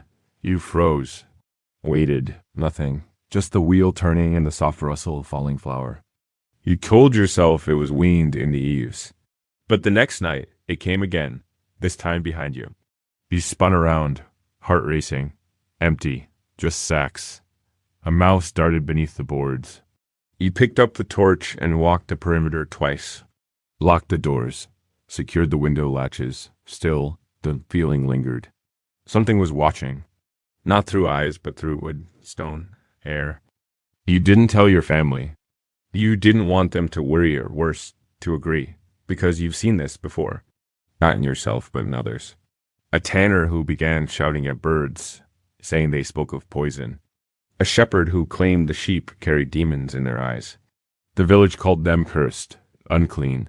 They were exiled, starved, stoned. You couldn't afford to become one of them. So you grind, but the voice grows bolder. At first it came only at night.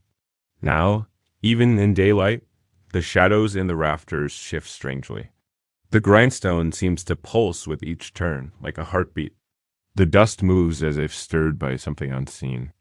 You start talking aloud not to banish it, but to cover it. Whistling, humming, muttering about weights and sack counts. Anything to drown out that faint, rustling hiss. The worst is the moment between sacks, when the mill falls silent, because then it speaks most clearly. You hear it murmur, low and sharp. They don't deserve you. You stop breathing. Did it speak? Or did you think it? You dismiss it. Shake your head. Sling the next sack over the chute. Then it says it again. Louder. Clearer. Closer. They want your flour, not your life. You drop the sack. It bursts on the floor. You don't pick it up. You just stare. Heart pounding. Mouth dry. Your mind reels. Maybe it's exhaustion. Hunger. Guilt. You haven't eaten properly in days. You barely sleep. You wake sweating. Heart racing. Unsure if it's guilt or fever. But there's something else too. Something older than tiredness. You remember your father's words. Long ago. A single time. He was drunker than usual. You were maybe 10, crouched in the corner, as he sat beside the fire, boots muddy, eyes distant. The wheel, it doesn't just grind grain, he said. You asked what he meant. He didn't answer. He just poured another cup. And now you understand, because it doesn't just grind wheat. It grinds you. Every hour it scrapes something from you, a smile, a memory, a hope you're becoming a husk. And something else, something unseen is feasting on the dust. You try to shake it off. You double your prayers. You offer more flour to the church pantry. You bring bread to the widow whose son spat at you last month. But nothing changes. The priest still preaches of sin. The villagers still eye you sideways. Your own daughter no longer hugs you without flinching, and the voice continues. Not angry, not loud, but patient. Relentless. They fear you now. You have power. Use it. It tempts you with simple things. Weigh light when you must. Mix husk into flour. Let 1 or 2 sacks spoil. Who will notice? Who will care? Haven't they earned it? Haven't you? You resist, but it's harder now. You imagine the faces of your accusers. The steward. The priest. Tom the cooper. You picture their families eating bread made from spoiled grain. You imagine them growing weak. You imagine their eyes hollowing like yours. And you feel nothing. Not rage. Not sorrow. Just fairness. That scares you more than the voice, because it means it's working. It means the mill isn't just grinding wheat anymore. It's grinding mercy out of you. One evening you sit alone long after the wheel stops. The torch dies. The shadows grow tall. You stare into the bin, now empty. A whisper brushes your neck. Not a voice, not even a word. Just warmth. Like breath from a mouth that isn't bare. And for a moment you feel calm, not happy, but at peace. And that terrifies you most of all. It starts small. Not with fire or fury or some grand betrayal. Just a little less care, a little more haste. You spill grain sweeping the floor and don't scoop it back into the chute. A sack goes light by a handful, maybe 2. Not on purpose, exactly. But you don't correct it either. And when no one complains, a dangerous idea settles in your bones? What if it doesn't matter anymore? The next day, the voice returns softer, more familiar now, almost like your own thoughts, spoken just slightly at a time. They already hate you. Might as well deserve it. You weigh one sack light, then another. You tell yourself you'll make it right next week. Then you cut the flour with old grain, not moldy, just stale. Not a sin, just cost saving. The baker doesn't notice, or if he does, he says nothing. No thunder cracks, no reeve knocks at your door, and the wheel keeps turning. You sleep better that night, not because you feel justified, but because for the first time in weeks you don't dream of screaming. You begin to notice the patterns. The people who complain, the ones who don't. The priest gets the freshest flour now, not out of reverence, but out of calculation. So does the steward's sister? The others? Well, they get what they get. You ration your kindness like your sacks, carefully, selectively, and always with an eye on repayment. Martin catches you once sifting husk into a sack marked for Tom the Cooper. He says nothing, but he doesn't meet your eyes for the rest of the day. That night, you hear him whispering with Miriam behind the door. Her voice is tight, strained. You don't catch the words, only the tension. You expect confrontation. You brace for it. It never comes. That silence, that choosing not to say anything, hurts more than any accusation, because it means they're giving up. Not on you. On the idea that anything can change. You begin to wonder what else you could do. You run your hand along the grain scoops, staring at the ledgers, the debt columns, the names of people who spit at your children in the street. You start to imagine balances, not money, not justice, just equilibrium, a sort of accounting of the soul. Father John preaches that week about false prophets, about those who listen to the wrong voice. He quotes scripture about wolves in wool and the damnation of men who smile as they sin. You stare straight ahead. You don't blink. After the sermon, he passes you without a nod. The old you would have crumbled at that. The new you just walks home. The next time you adjust the scale, you do it with purpose. Not subtle, not secret. The customer watches you, hesitates, but says nothing. Just takes the sack and walks off. You see fear in his shoulders, and you realize something terrible. You have power now. Not respect, not love, not even acceptance, but fear. You didn't want this. You don't relish it. But you cling to it all the same. Because fear means distance. Distance means quiet. And in quiet, the whisper grows louder. It tells you things you've started to believe. You work harder than they do. You keep them alive. You deserve more. One night, the wheel jams. The ice has returned briefly. A freak frost. You work in the dark, fingers numb, teeth gritted. A villager comes, Elric, the brewer's cousin drunk, angry, holding a rotten sack and demanding clean flour. He slurs threats. Grabs your coat, you don't think? You shove him, hard. He slips on the icy ramp, falls, hits his head. The crack is dull, final. You stare down at him. He's breathing, barely, but unconscious. You check the shadows, no one saw. And the voice says, this is what happens when they forget who you are. You drag him behind the storage shed. Cover him with a sack. In the morning, he's gone. Stumbling down the road, dazed, arm limp at his side. No one mentions it. But people look at you differently the next day. With caution. You feel it in their posture. In the way they hand over sacks, double-check their accounts, nod a little deeper. Not respect. Never that. But fear, it's beginning to bloom. And inside that fear, you feel something worse growing. Comfort. You return to the mill late one evening to check the flume. The torch catches on the wooden beams, casting strange shapes. You sit beside the wheel as it creaks slowly, turning not from water, but from momentum, its own memory. And you say aloud, what am I becoming? The whisper doesn't answer. But the silence feels like a scent. You realize then that this place, this wheel, this mill, it doesn't belong to you. You belong to it. You are the thing it grinds. And somewhere deep inside, you no longer mind. Chapter 12, the breaking point. The first sign comes not with words. but with silence. A kind you haven't heard before. It's market day. You haul flour to the square. The stalls are set. The baker's table is full. But when you approach, the crowd parts just a little. Enough to make the space around you feel unnatural. People nod, but no one meets your eyes. No greetings. No grumbles. Just that too quiet stillness. Then, for the first time in years, the baker refuses sack. I'm full, he says, eyes on the ground. You glance at the empty crates behind him. You're not. He doesn't argue, just turns away. You leave the sack in front of his stall. By evening, it's still there, untouched, like an offering rejected by the gods. You tell yourself it's a fluke. That maybe he's scared. That maybe you've overreached, but it'll pass. It always does, but it doesn't. The next day, a boy throws a stone at your door.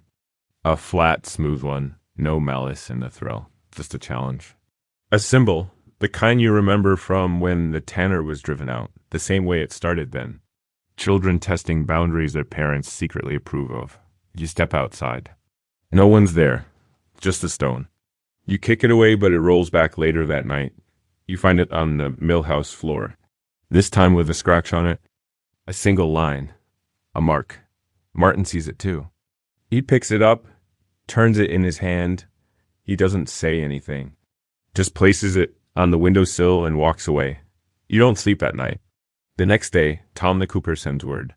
Says his barrels are no longer for sale. You ask why? No reply.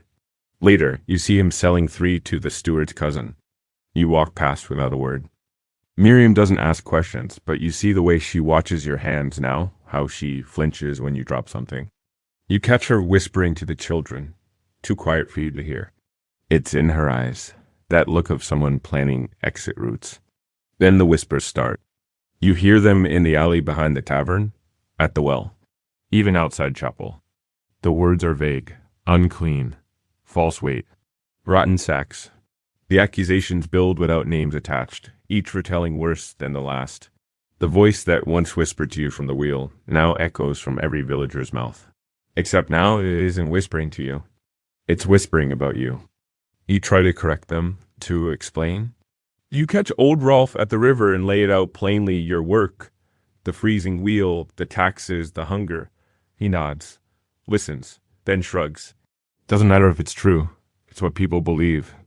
And that's when you understand. The wheel has turned against you. Not the one in the mill, the one in the village. The cycle. The story.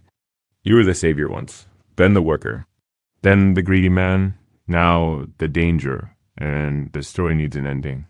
Soon after, someone tries to break into the mill. They don't succeed, the latch holds, the shutters are nailed, but the intent is clear. They don't want your flour, they want to take the wheel from you, or destroy it entirely.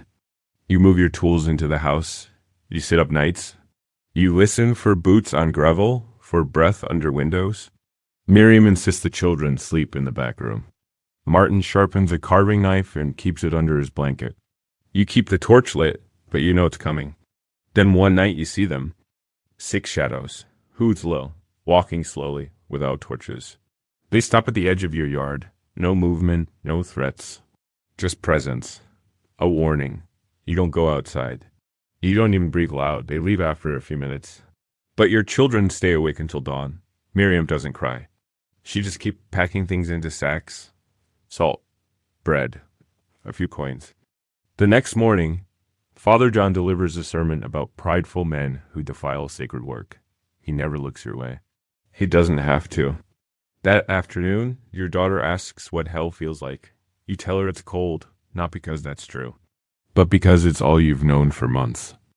They come at twilight, not as a mob, not yet. But close enough.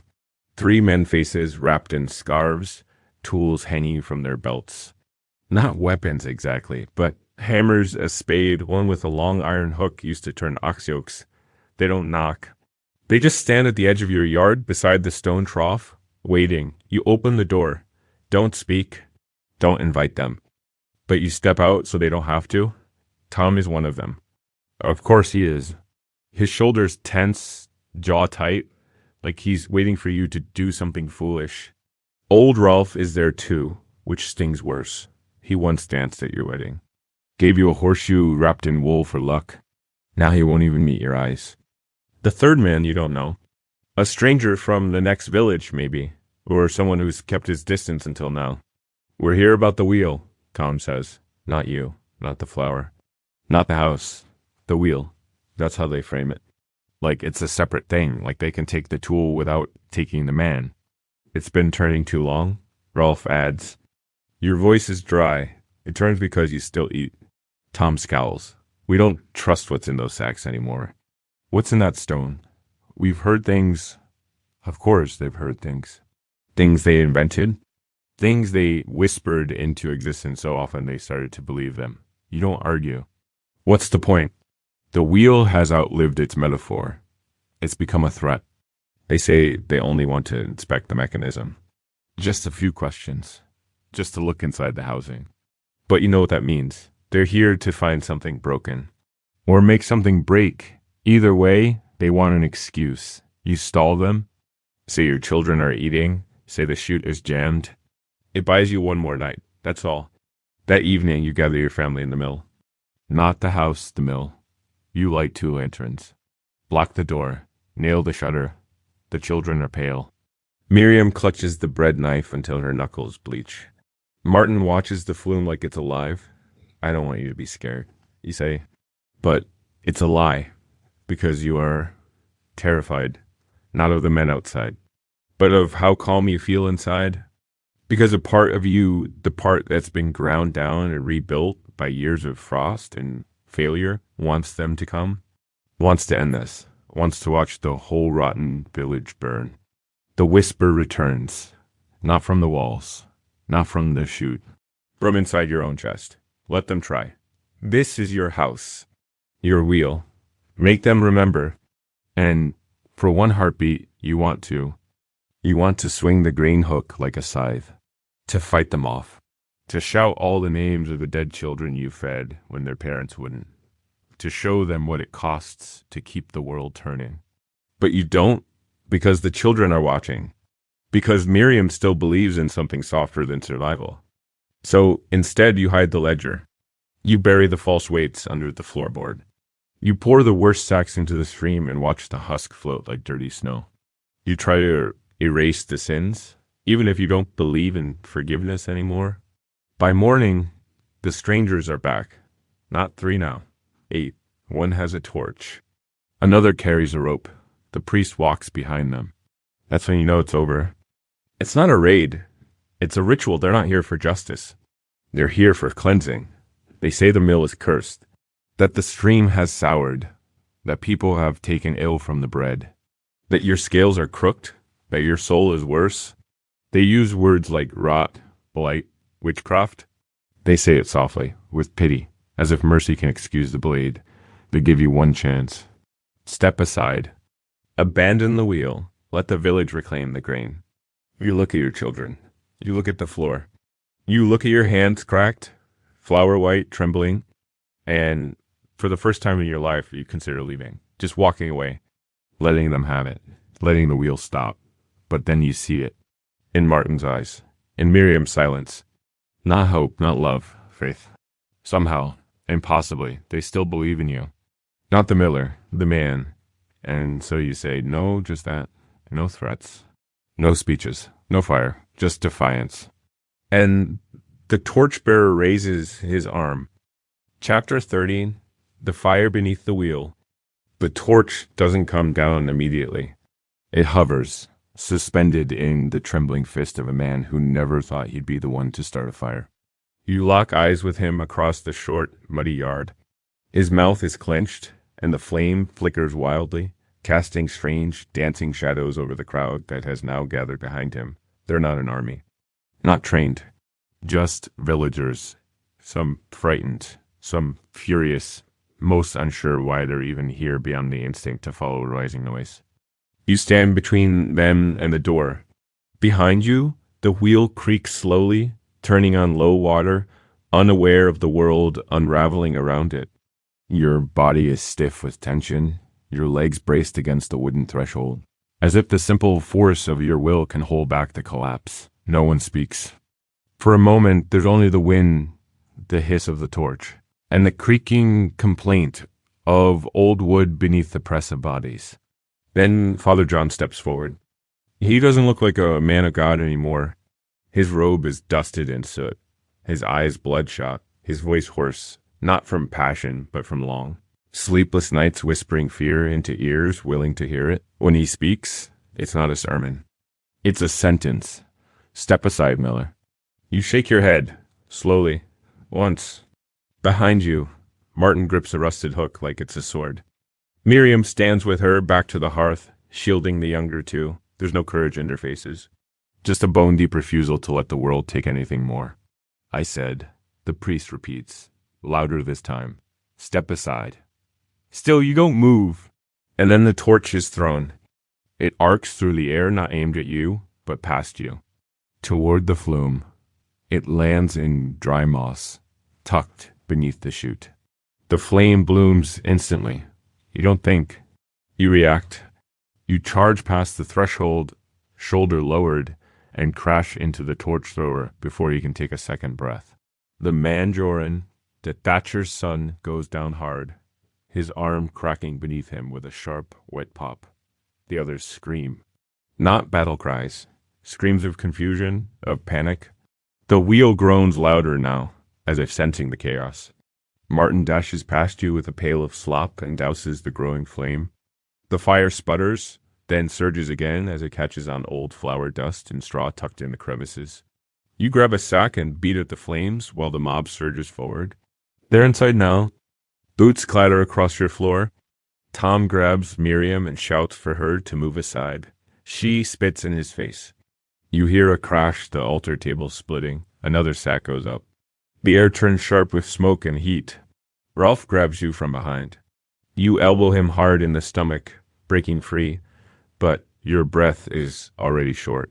The smoke's rising faster than you can track. The children are coughing. The wheel keeps turning. You realize then that no one came with water. No one came to arrest or judge. They came to destroy. And not just the mill. You scream for them to stop, but your voice is lost in the roar of flame and the cries of people realizing what they've done has gone too far. Something cracks deep and sharp. A support beam.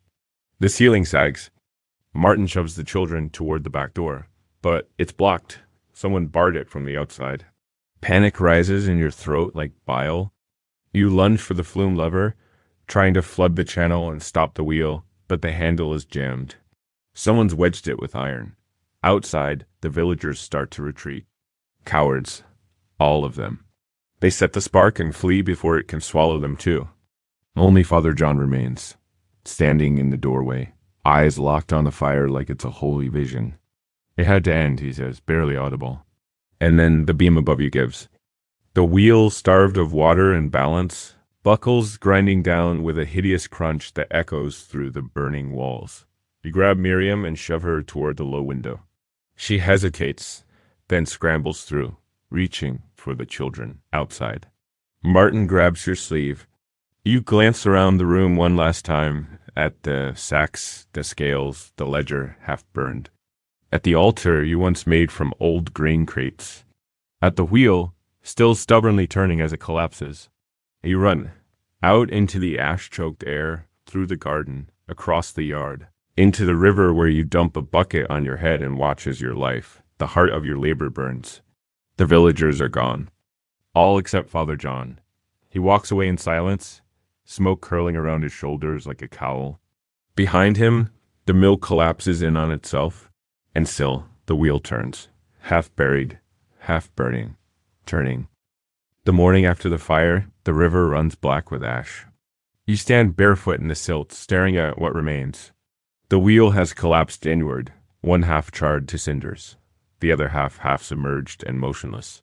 The axles warped, the stone cracked, the gear teeth broken like old man's teeth. The mill house roof is gone entirely, eaten away by flame and panic. Only 3 walls remain, 2 of them scorched, the third leaning at an angle that promises it won't last the next strong breeze. Miriam stands beside you, silent. Her hands are wrapped in strips of cloth, burned, but not badly. The children huddle by the stump near the garden. They haven't spoken since the night before. Martin stares at the ruins with clenched fists, as if his will alone might summon the stones back into place. No one from the village has come, not to offer help, not even to gloat. They're letting silence do the work now. You wonder if they planned this. If they expected you to flee, to vanish into the woods like the Mad Tanner did years ago, dragging your shame behind you like a broken cart. Or maybe they thought the fire would kill you, that the wheel would take its final victim. But you're still here. The sun rises slow and yellow through the smoke, casting long shadows that crawl across the ruins like fingers pointing blame. You begin sifting through the debris, not because you expect to find anything useful, but because doing something, anything, is better than standing still. You find melted nails, a half-burnt ledger, the scales twisted and useless, one of the grindstones blackened, but intact leans against a collapsed beam. You run your hand across its surface. The stone is still cool underneath. A part of it survived. And so did you. By mid-morning, a few faces appear, not brave ones. Just curious. Children at first, sneaking glances from behind hedges. Then a few adults, old Rolf among them, who linger at the edge of the path but never step closer. They say nothing. They're waiting to see what you'll do. You want to scream at them. Ask them if it was worth it. If their bread will taste better now that the mill is gone. But you don't. You just stare until they look away. Father John passes by in the afternoon, alone. He doesn't speak, doesn't look at you, but he slows his pace, just enough to let you know he sees. Miriam notices too. They're afraid, she says quietly. Of what? You ask bitter.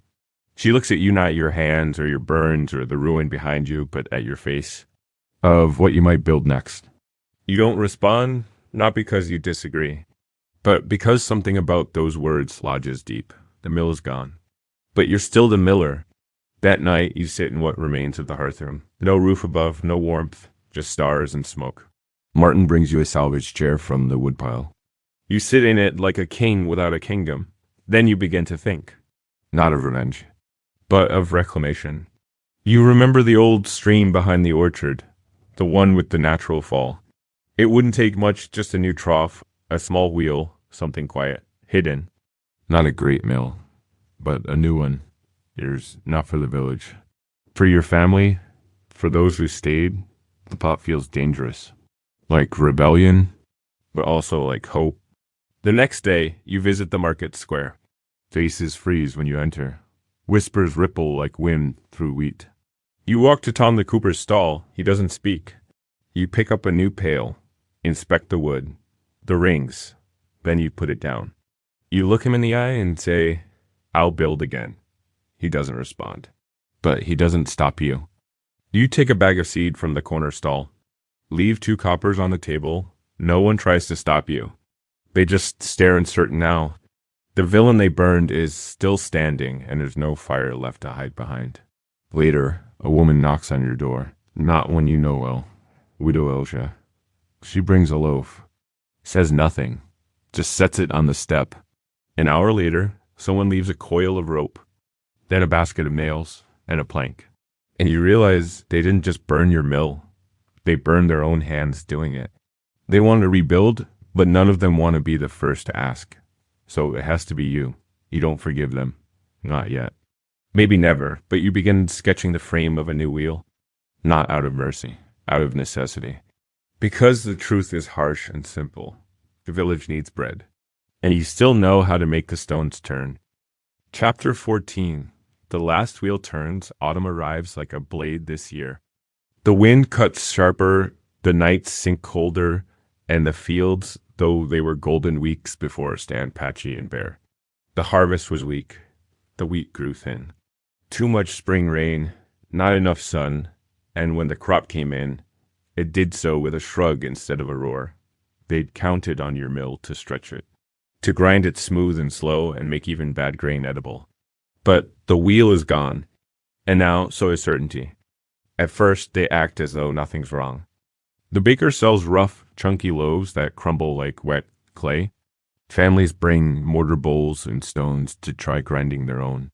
You see them by the river, slamming grain against rock, muttering prayers as if desperate fingers could replace stone gear. Some even try the windmill in the next village, but it's 3 days by cart, and the toll is heavy. By the second week, people are hoarding flour in jars and locking cupboards at night. You feel it, not in the words no one talks to you still, but in the shift of eyes as you walk past. The whispers have changed again. They're no longer about the fire or false weights or curses. They're about whether the miller still remembers how to build, whether he still can. You do. You always could. The land still has water. The flume is broken, yes, but the river didn't burn. The stones may be cracked, but there are others upriver, half forgotten and half submerged from a Roman outpost no one visits. You think of them often. Their grooves, their shape, the weight of them, but you do not move. Not yet.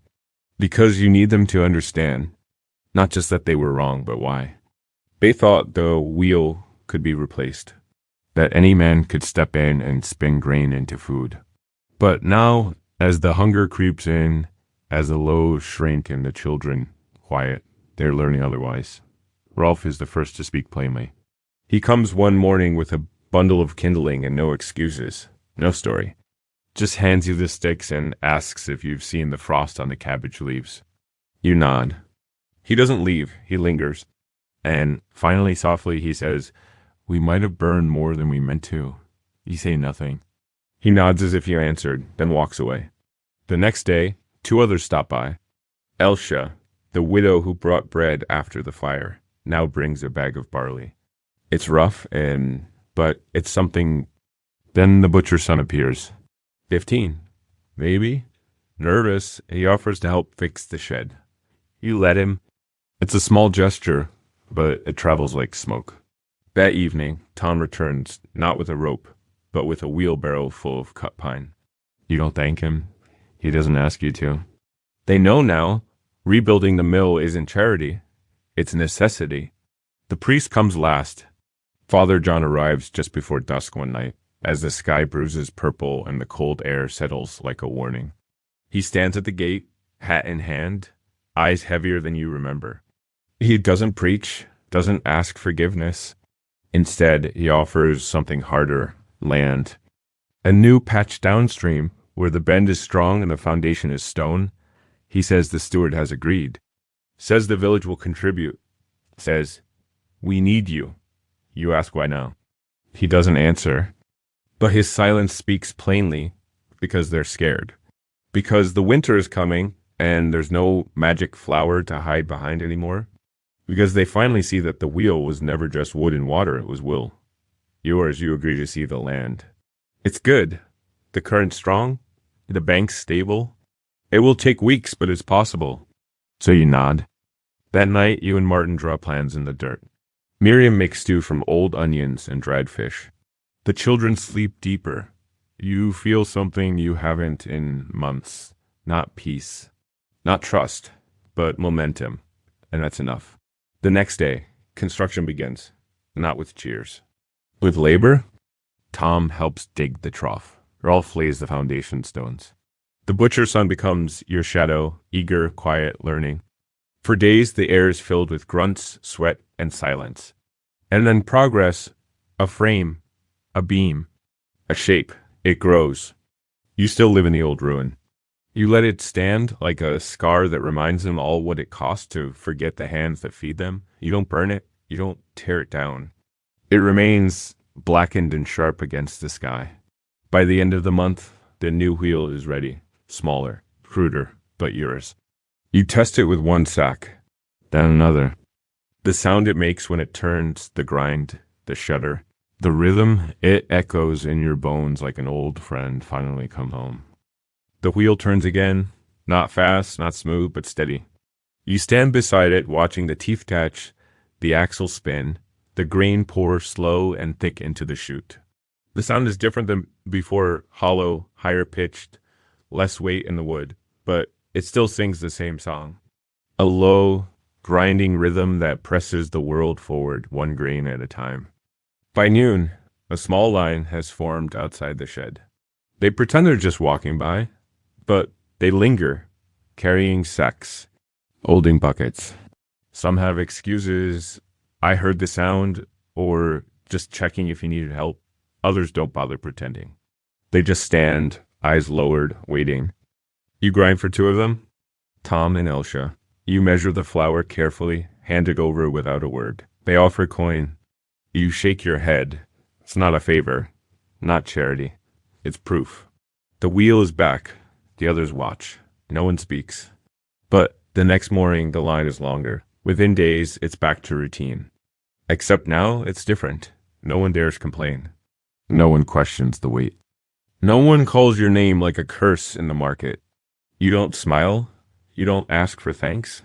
But you see it in the way they pass the sacks gentler now, with both hands, with a nod. Even the priest brings his grain. He waits like the rest. When his turn comes, he steps forward and says, "May God bless this turning." You don't respond, but you grind his grain clean. That night, the family eats fresh bread. Still coarse, still rough, but warm. Real. Martin eats slowly, watching the firelight flicker on the rafters of the rebuilt shed. "You think they've changed?" he asks. You shake your head. People don't change. But they remember. And you want them to remember. That's why you rebuilt the mill smaller, harsher, with sharp edges and iron hinges that groan like warning bells. That's why you didn't rebuild the house. You still sleep beneath a half-tarp roof, even though they offered wood. You want the burn marks to stay visible. You want the children to ask what happened years from now, and for the answer to linger like smoke in their mouths. You keep the broken ledger nailed to the wall above the chute. You hammer the twisted weight scale into the frame near the new axle, not as tools, as reminders. Because the miller's power was never just in the flour. It was in the memory of what happens when he stops turning the wheel. You begin keeping a new book, not a ledger exactly, a journal, quiet, personal. You write down what they say now, what they don't say. You track who brings their grain early, who brings it late, who still avoids your eyes. You record when the priest shifts sermon toward grace instead of guilt. You note that Tom, once the loudest voice against you, now lingers each day and asks about water flow and pulley design. You even write down when the children of the village begin playing near the shed again, as if the ghosts are gone. They're not. You see them in the corners, hear them in the wheel teeth. But they're quiet now, not banished, just fed. One evening, as winter whispers through the trees, Miriam finds you staring at the flume, lost in thought. "Is it enough?" she asks. You think for a long time, then say, "For now," because this isn't justice. It's survival. Justice would have been fire for fire, betrayal for betrayal. But survival means grinding through the hunger and the hurt until even bitterness becomes flour. The seasons pass. The new wheel holds. The villagers adapt. They start leaving small offerings again, an apple, a folded cloth, a carved toy for the children. They never say what they're for. Maybe gratitude, maybe guilt. You accept them. Not because you need to, because you earn them. One morning, a boy asks to apprentice. Not Martin, he's already your shadow, but a butcher's nephew, 10 years old, fast hands, smarter than he looks. You let him watch. Not work, not yet, but learn. Because someday you won't be here, and the village must remember what the wheel costs. Not just in wood and water, but in silence and fire and skin burned from trust broken. You teach him the rhythm of the stones, how to feel the grind in your feet, how to tell when the weight is off by a hair, how to stop the mill with just one lever pull, how to start it again with only your will. You don't teach him mercy, that's for the priest. You teach him precision and patience and the look of a man who has lost everything and built it again without permission. By the end of winter, the village thrives. Bread returns. Babies are born. Snow falls on stone. And you burn, buried, broken, still turn the wheel. Because that's what millers do. Even when the world would rather forget them. Thank you for drifting through history with us. If you enjoyed this quiet journey into the past, gently tap subscribe and let the drowsy historian be your guide whenever sleep feels far away. Until next time, rest well, dream deeper, and remember, history is never in a hurry.